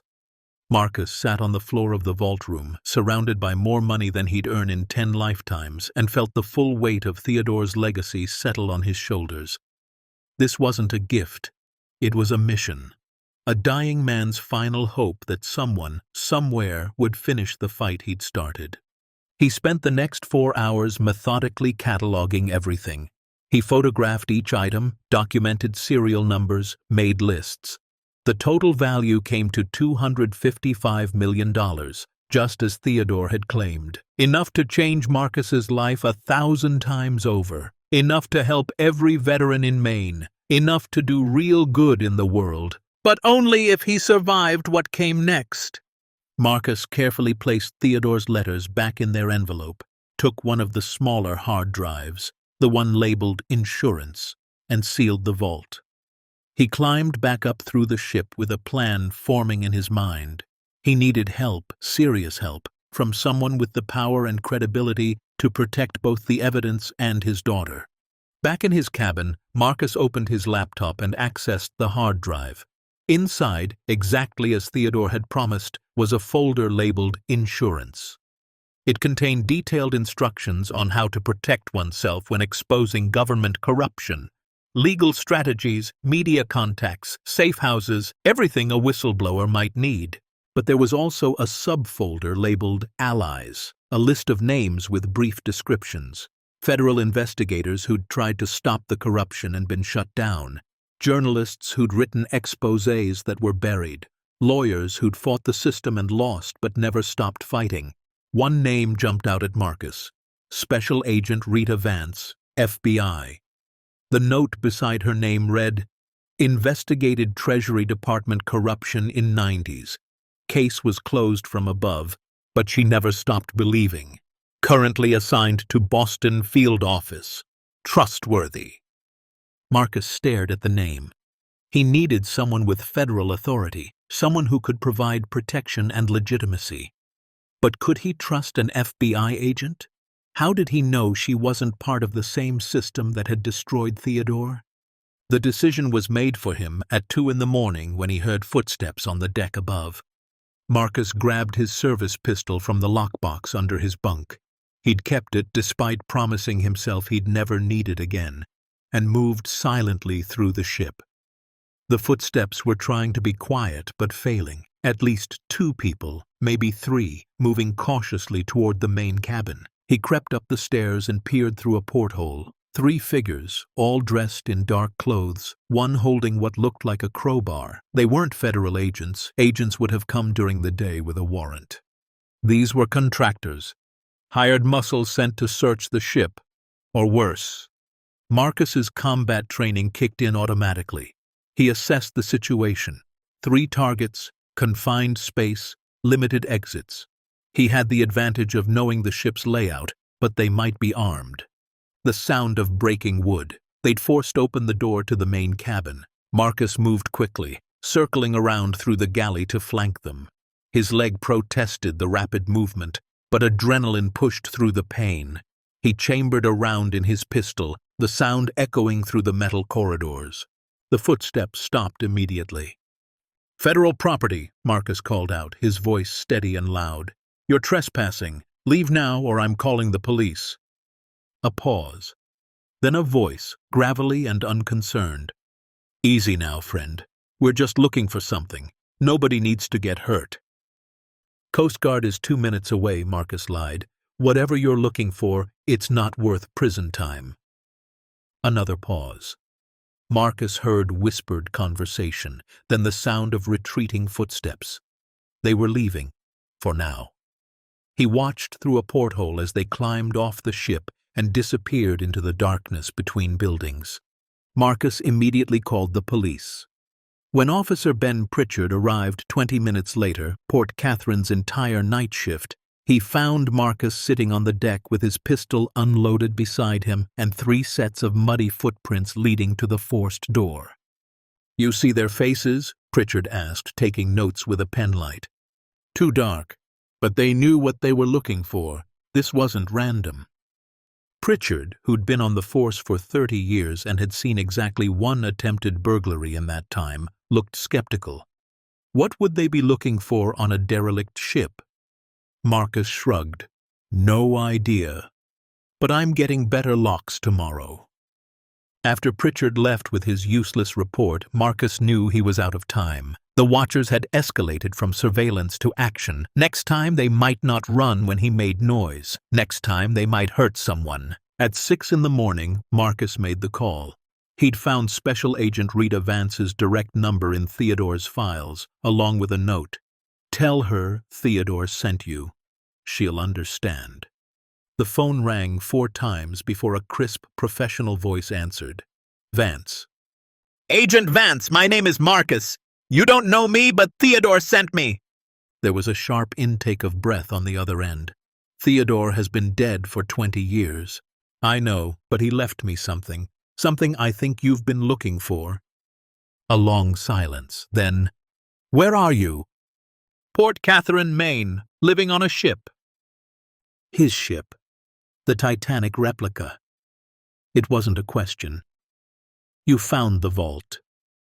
Marcus's heart rate spiked. "How did you know about the vault?" "Because 20 years ago I investigated Theodore's case.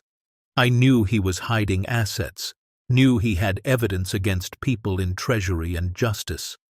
I even suspected the ship was his vault, but I could never prove it. Then I got shut down, reassigned, told to drop it. I've been waiting for someone to find what he hid. Can you help me?" "That depends. What do you want to do with it?" Marcus looked around his ship, at the home he'd built for himself and Lily, at the life they'd started to create. He thought about Theodore's letters, about the weight of carrying truth that no one wanted to hear. He thought about all the veterans at the VA clinic, all the people crushed by systems too powerful to fight. "I want to do the right thing," he said quietly, "but I need to protect my daughter first." Where is she now? Vermont. Safe. Keep her there. And don't touch anything in that vault until I arrive. I'm leaving Boston in 30 minutes. I'll be there by noon. How do I know I can trust you? Agent Vance's voice softened. You don't.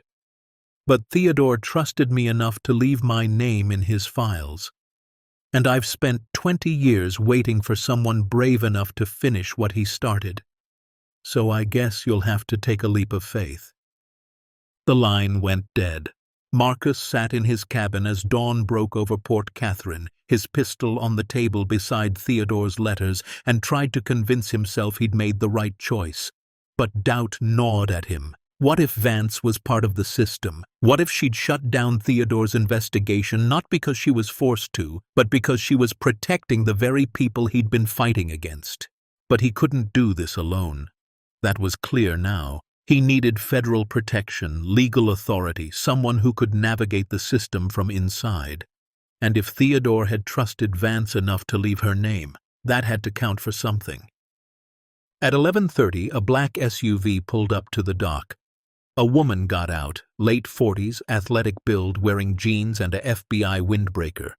She walked to the ship with the confident stride of someone who'd been in dangerous situations before and come out alive. Marcus met her at the gangway. Up close, Special Agent Rita Vance had intelligent gray eyes, short dark hair with threads of silver, and a scar on her chin that spoke of hard experience. She studied Marcus with the same intensity he was giving her. "You look like hell," she said. "Didn't sleep much. Had visitors last night." Her expression hardened. "What kind of visitors?" "The kind that break into ships at 2 a.m. looking for things." "Did they find anything?" "No, but they'll be back." Vance nodded. "Show me the vault." Marcus led her down through the ship, through the hidden passages and the submarine door, into the climate-controlled room. When she saw the vault, she let out a low whistle. $30 million in construction costs, she murmured, and no one ever figured out where the money went. They thought he'd squandered it on the ship itself. But he wasn't building a museum. He was building a fortress. Marcus opened the vault and Vance stepped inside. She moved systematically, examining the contents without touching anything, her trained eye cataloging evidence. When she reached the hard drives, she paused. "This is everything?" Theodore said it was proof. Recordings, documents, bank transfers. Enough to bring down everyone who destroyed him. And the assets? The $255 million? All documented, all legitimate, he made sure of that. Vance turned to face him. "Marcus, you need to understand what you're holding. This isn't just evidence of corruption. This is a weapon. The people named in these files, some of them are still in power, still connected. If this goes public, they'll do everything they can to destroy your credibility, seize the assets, and bury the evidence." "I know." "Do you?" Because Theodore knew too, and it paralyzed him. He gathered all this evidence and then did nothing with it because he was too scared to pull the trigger. Marcus thought about his combat tours, about the IED that had ended his career, about losing everything and rebuilding from nothing. He thought about Lily, safe in Vermont, trusting him to do the right thing. "I'm not Theodore," he said quietly. "I've already lost everything once. I know what it feels like to have nothing, and you know what I learned? When you've got nothing left to lose, you're free." Vance studied him for a long moment, then nodded slowly. "Okay, here's what we're going to do. First, I'm going to verify the contents of these hard drives, make sure the evidence is genuine and admissible. Second, we're going to secure legal protection for you, whistleblower status, immunity agreements, the works. Third, we're going to make copies of everything and distribute them to multiple secure locations. And fourth, we're going to go public, media, congressional hearings, the full court press. How long will that take?" 2 weeks, maybe 3. We need to do this right. One mistake, and they'll tear it apart. Marcus looked at the vault, at the fortune that could change his life, at the evidence that could change the country. What about the money? That's yours, legally obtained, properly documented. Theodore made sure of that. Once the dust settles, you'll be a very wealthy man. And until then? Vance's expression was grim. Until then, you're the most dangerous person in Maine. Which is why I'm not leaving this ship. I'm calling in a protective detail. Federal agents I trust. People who weren't part of the system that destroyed Theodore. We're going to keep you safe until this is over. Over the next few days, Marcus's ship became a fortress. Vance brought in 4 FBI agents, all handpicked from her network of trusted colleagues. They set up a perimeter, installed security cameras, and began the painstaking process of verifying Theodore's evidence. Marcus watched them work, feeling simultaneously protected and trapped.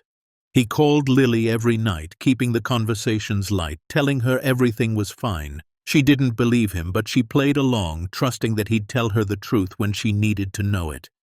On the 4th day, Vance found him on the deck, staring out at the harbor. "It's all real," she said without preamble. "Every document, every recording, every transaction. Theodore wasn't exaggerating.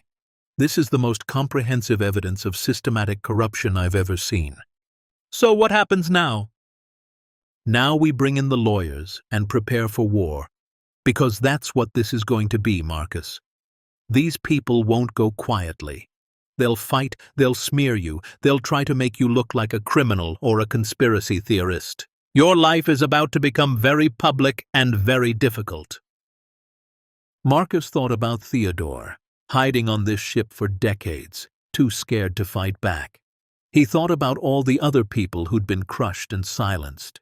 He thought about Lily, growing up in a world where powerful people could destroy lives with impunity.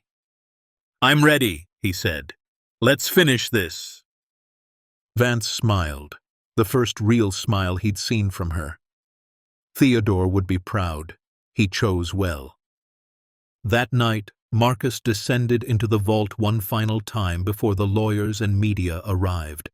He stood among the treasure and the evidence, Theodore's letters in his hands, and whispered into the darkness, "I'm going to finish it, old man.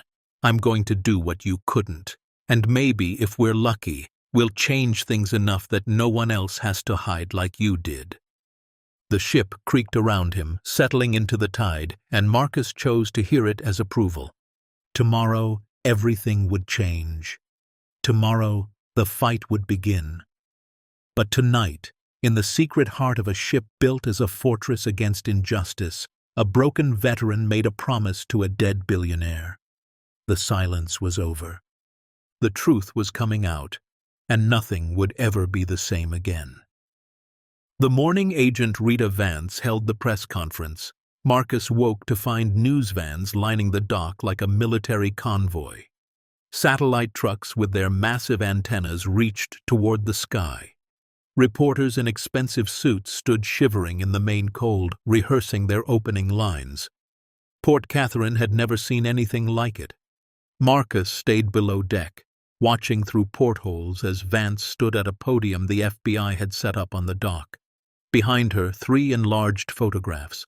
Theodore in his prime, the ship in all its rusted glory, and a document Marcus recognized from the vault, a memo discussing asset seizure strategies.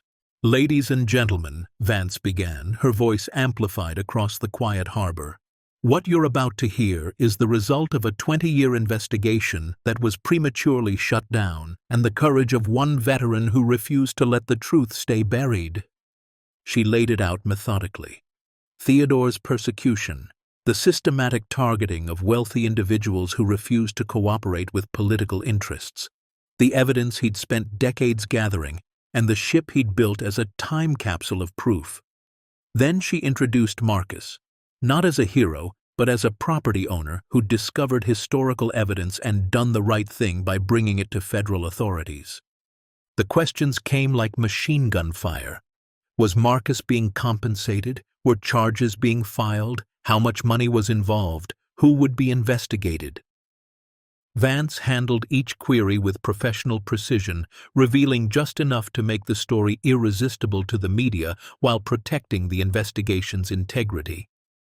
But the question everyone kept asking was, where is Marcus? He stayed hidden for 3 days while lawyers from the Justice Department, Treasury, and FBI sorted through jurisdictional tangles. Rachel Keene, the attorney Rita had recommended, became his shield and translator, explaining in plain English what the legal jargon meant. Bottom line, Rachel said during one marathon session in the ship's galley, Theodore was right about everything. The assets in that vault are legally yours. You purchased the ship contained hidden assets, and there's no law saying you have to forfeit them. The evidence is a different matter. That goes to federal prosecutors. But the money, the gold, the bearer bonds, that's yours. Marcus sat across from her, exhausted from days of questioning and documentation. How much of it will I actually see after taxes? After federal, state, and capital gains? Probably 140 million, give or take. The number was so absurd that Marcus almost laughed. 3 months ago, he'd been gutting fish for $11 an hour. Now he was being told he'd have more money than he could spend in 10 lifetimes. And the people named in Theodore's evidence, Marcus asked, what happens to them? Rachel's expression grew serious. That's going to take years. Congressional hearings, criminal investigations, civil suits. Some will face charges. Others will retire quietly. A few might actually go to prison. But Marcus, you need to prepare yourself. They're going to come after you hard. Character assassination, frivolous lawsuits, anything they can think of to discredit you and the evidence. Let them come. I've got nothing to hide. Everyone has something to hide. They'll dig up every mistake you've ever made, every bad decision, every moment of weakness. Your divorce, your PTSD, that bar fight in 2019 when you were drinking. It's all going to be in the news. Marcus thought about Lily, safe in Vermont, but old enough to Google his name. Can we protect my daughter? We're working on it, but the media is already calling her. Your ex-wife has been contacted. It's going to get ugly before it gets better. It got ugly fast. Within a week, tabloids were running stories about the crazy vet who hit the lottery in a rust bucket. Cable news debated whether Marcus had known about the vault before buying the ship. Internet conspiracy theorists claimed the whole thing was a government psyop, and the people named in Theodore's evidence began their counterattack. A former Treasury official went on national television and called Theodore a paranoid tax cheat whose evidence was the fabrications of a disturbed mind. A senator's lawyer filed a defamation suit against Marcus personally, claiming he was part of a political smear campaign. Anonymous sources told reporters that Marcus had a history of mental instability and violence. Marcus watched it all from his ship, now surrounded by a permanent FBI security detail, and felt the weight of what Theodore had warned about. This was what happened when you challenged power. They didn't just fight the evidence, they destroyed the messenger. But something unexpected happened. Other voices started emerging. Veterans who'd served with Marcus called news stations to defend his character. Thompson, the salvage yard owner, gave interviews about how Marcus had worked honestly for months before discovering anything. Sarah, the dock owner, appeared on local news and said, "That man is raising a daughter alone and doing a better job than most two-parent families I've known." And then Theodore's son came forward. James Theodore had been a teenager when his father's life fell apart, and he'd spent the intervening decades estranged from his father's memory. But now, at 53 years old, he stood in front of cameras and said what needed to be said. "My father wasn't crazy, he wasn't paranoid, he was right, and I'm ashamed that I didn't believe him when it mattered. Mr. Marcus did what I should have done. He honored my father's fight. Whatever money he gets from this, he's earned it by having more courage than I did." The tide began to turn. 3 months after the press conference, Marcus was finally able to leave the ship without a media escort.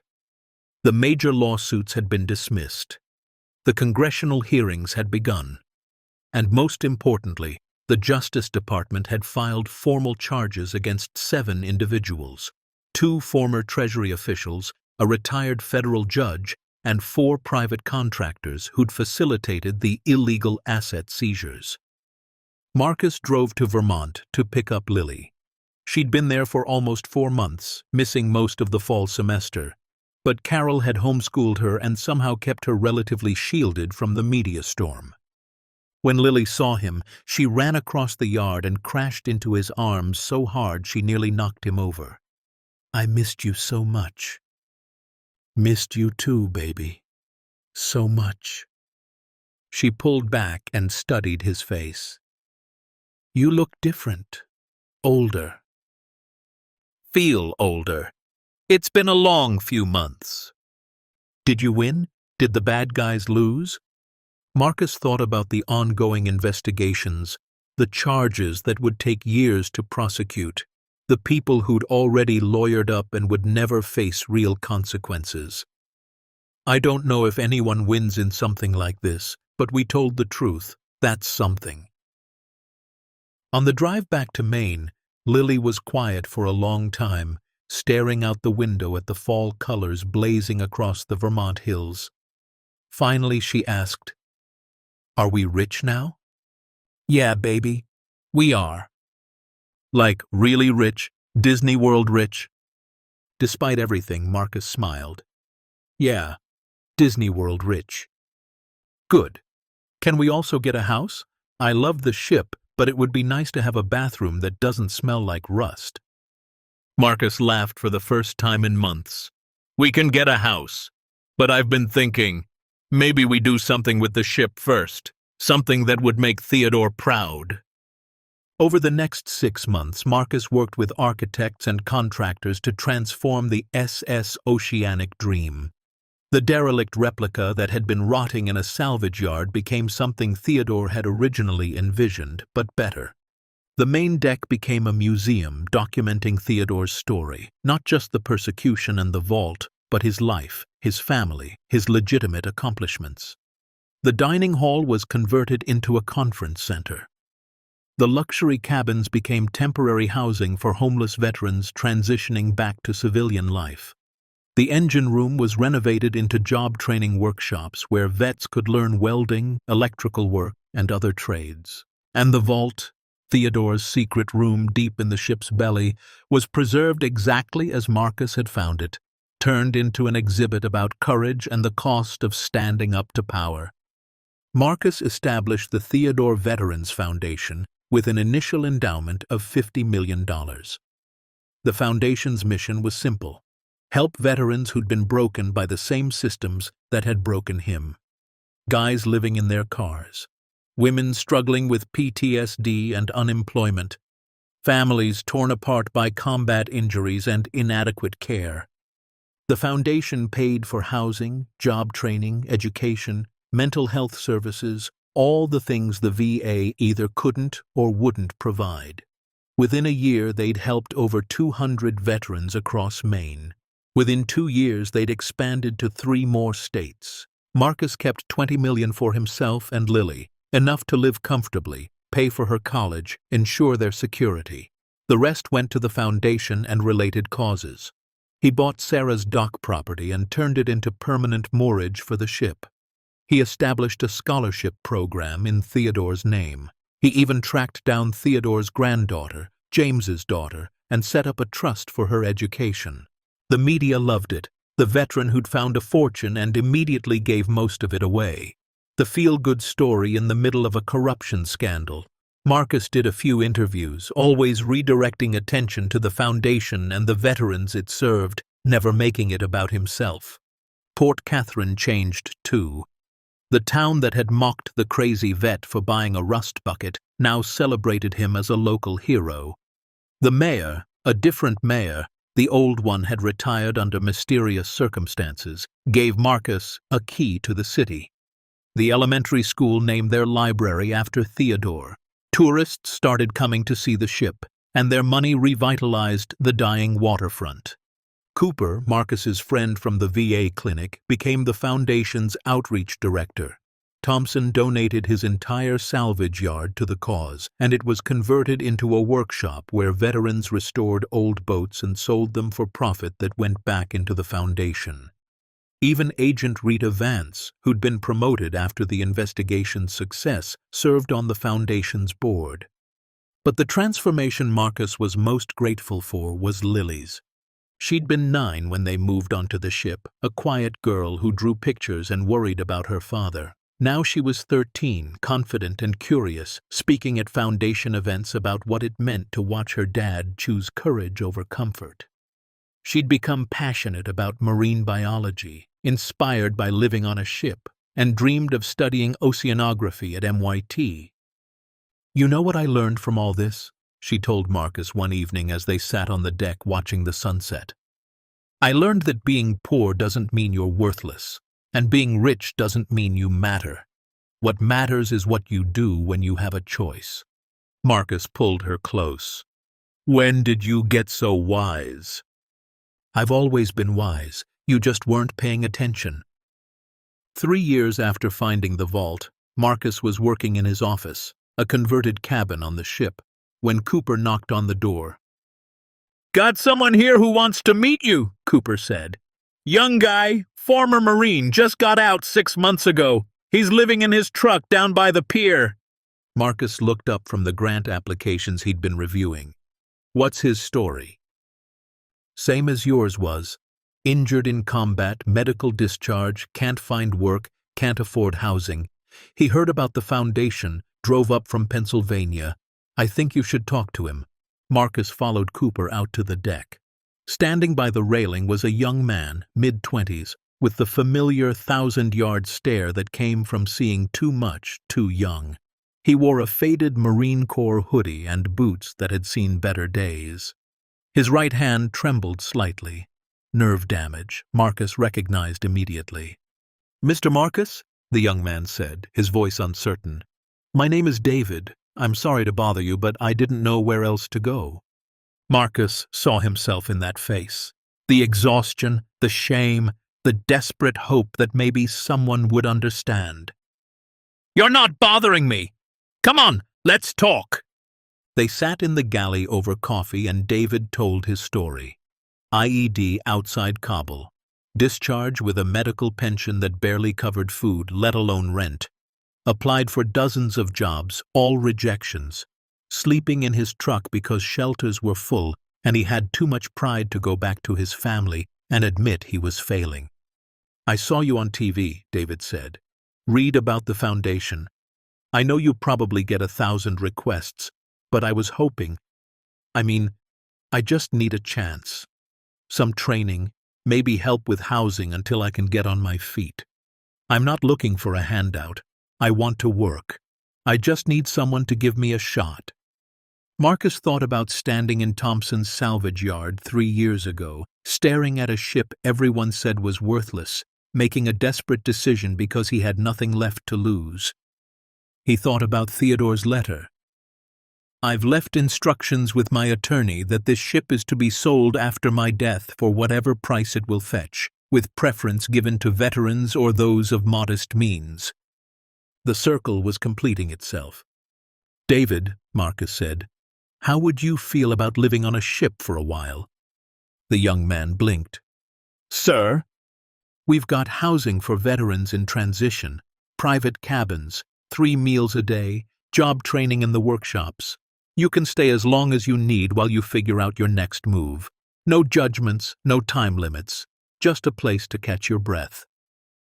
David's eyes filled with tears. "I can't. I don't have money to pay."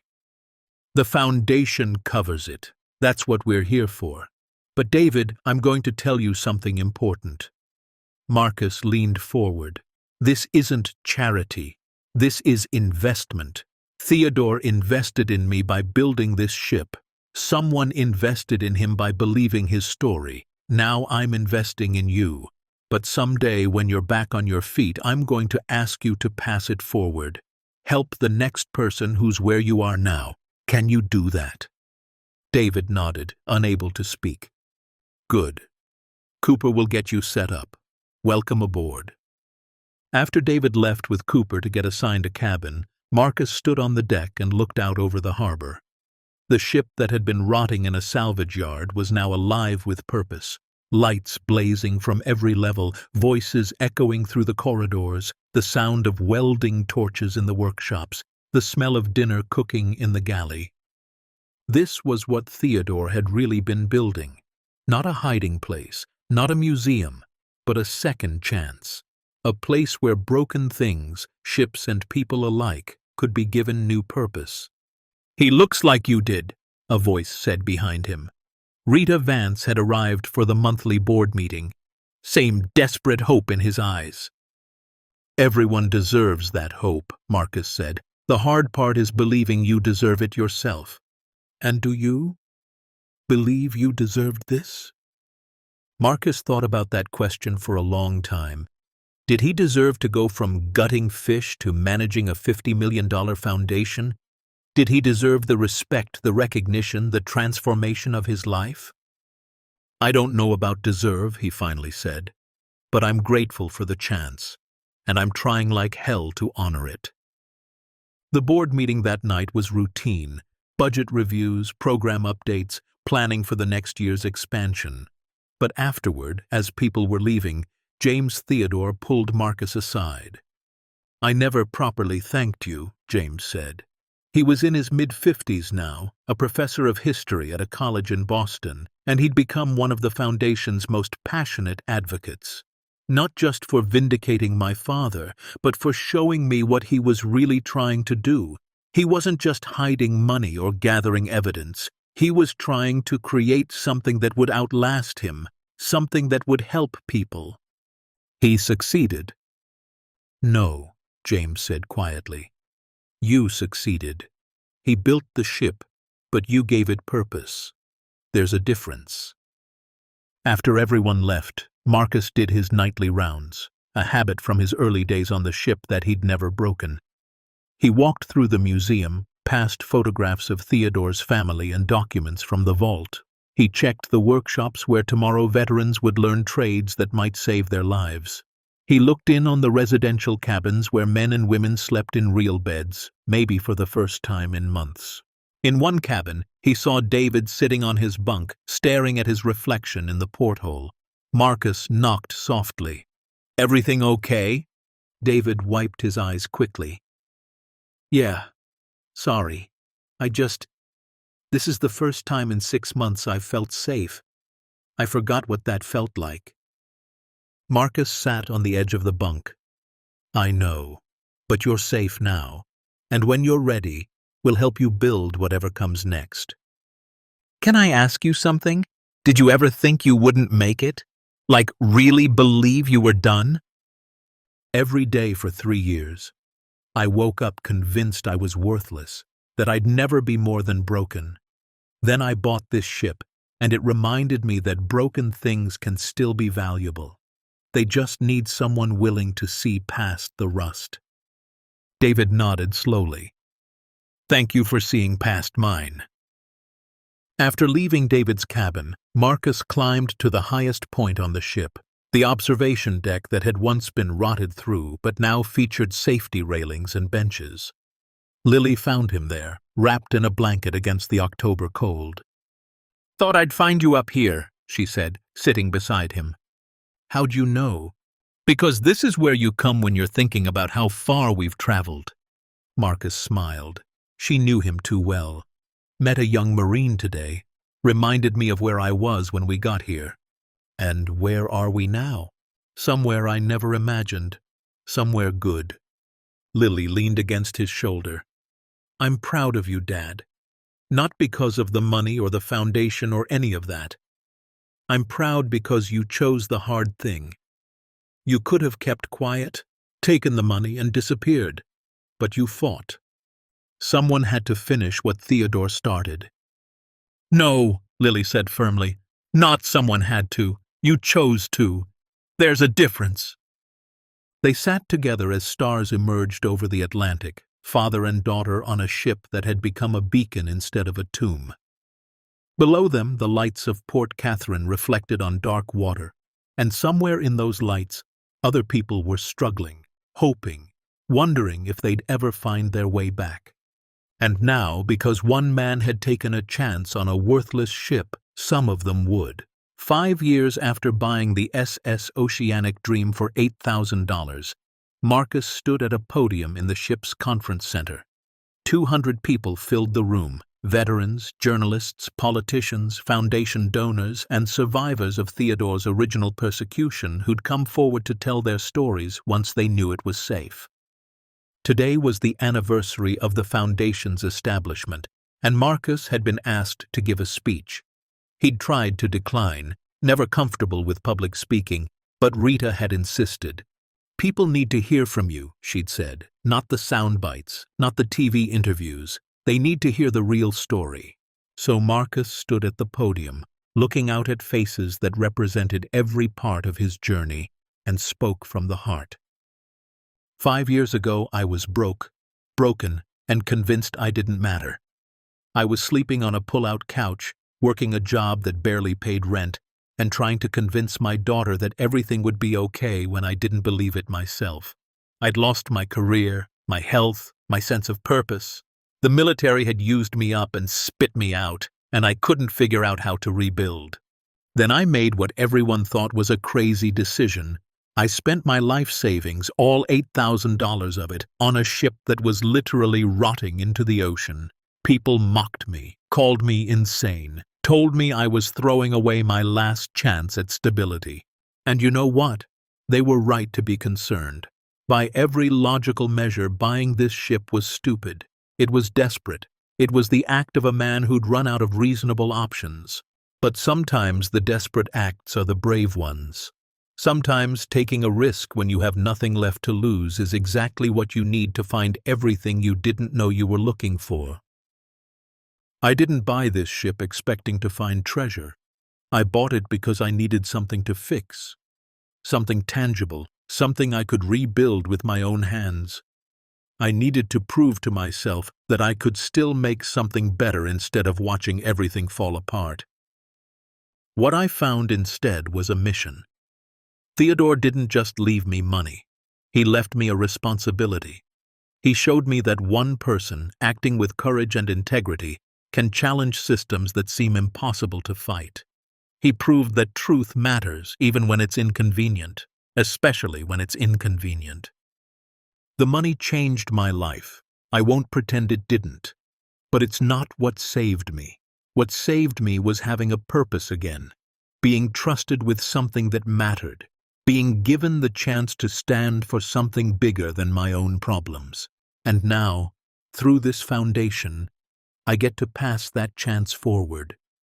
Every veteran who comes through these doors, every person we help transition back to civilian life, every family we keep together, they're proof that Theodore's sacrifice wasn't in vain, that his courage, however delayed, made a real difference.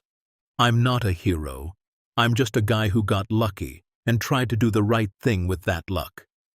But I want to challenge everyone in this room. You don't need to find a vault full of treasure to make a difference. You just need to see the people around you who are struggling. You need to remember what it felt like when you were the one who needed help. And you need to be brave enough to reach out even when it's uncomfortable or inconvenient. Because here's what I've learned. The world is full of worthless ships, broken things that everyone's given up on. Buildings, programs, communities, people. Things that look like they're too far gone to save. But sometimes all they need is someone willing to see past the rust. Someone willing to invest time and faith and effort into proving that what looks worthless might actually be priceless. Theodore built this ship as a hiding place, but together we've turned it into a lighthouse, and that, more than any amount of money, is what I'm most grateful for. The applause started slow and then built until the entire room was on its feet. Marcus stepped back from the podium, overwhelmed, and found Lily in the front row crying and smiling at the same time. That night, the last night of the anniversary celebration, Marcus walked through the ship one final time. He passed David's cabin. The young Marine was gone now, graduated from the program and working as a welder in Portland, thriving. His bunk had already been assigned to someone new, another veteran at the beginning of their journey back. He passed the museum, where Theodore's photograph had been joined by others, All the people who'd been persecuted under the schemes the evidence had exposed, their names cleared, their stories told. He passed the workshops where tomorrow more veterans would learn trades and skills and, more importantly, would remember that they still had value. And finally, he descended to the vault room. It was open to the public now during museum hours, carefully preserved behind protective glass. The vault itself was empty, the assets long since distributed, but Theodore's letters remained, displayed for everyone to read. Marcus stood in front of the final letter, the one he'd read 5 years ago when making the choice to go public, and read it again. "I chose silence, and I regret it every day. Maybe you'll be braver than I was." "I hope I was," Marcus whispered to the ghost of Theodore. "I hope you're proud." The ship creaked around him, and this time Marcus knew for certain it was approval. He climbed back up to his private cabin, still modest despite his wealth, still on the ship despite owning a house in town. This ship was home, would always be home. It was where his second life had begun. Marcus pulled out his phone and scrolled through messages. One from Cooper. "New vet arriving tomorrow, former Army medic. Think you should meet him." One from Rita. "Another indictment coming down Monday. We're winning." One from Lily. "Stop being sentimental and come home. I made dinner and it's getting cold."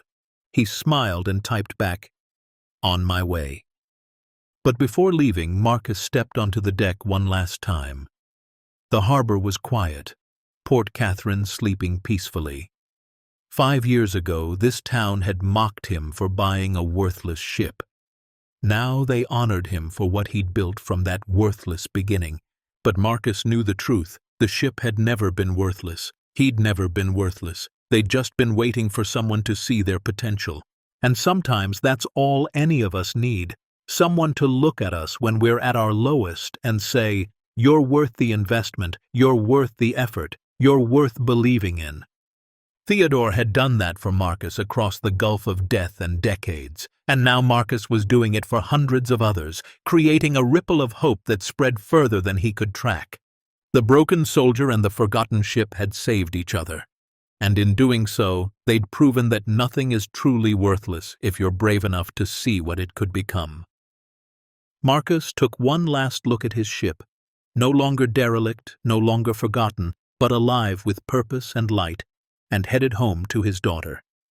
Tomorrow would bring new challenges, new veterans to help, new battles to fight. But tonight, Marcus allowed himself to feel something he hadn't felt in 8 years. Peace.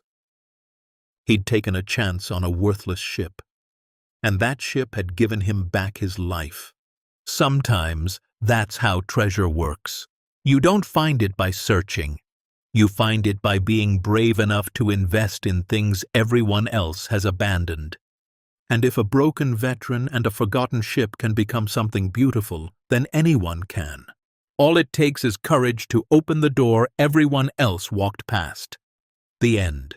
Anyone can change their life if they're brave enough to open the doors everyone else walks past, and strong enough to believe that broken things still deserve to shine. Up next, 2 more powerful stories are waiting for you about ordinary people who risked everything and discovered the extraordinary. Click to keep discovering with us, and don't forget to hit subscribe if you believe courage can transform even the most forgotten places into something beautiful.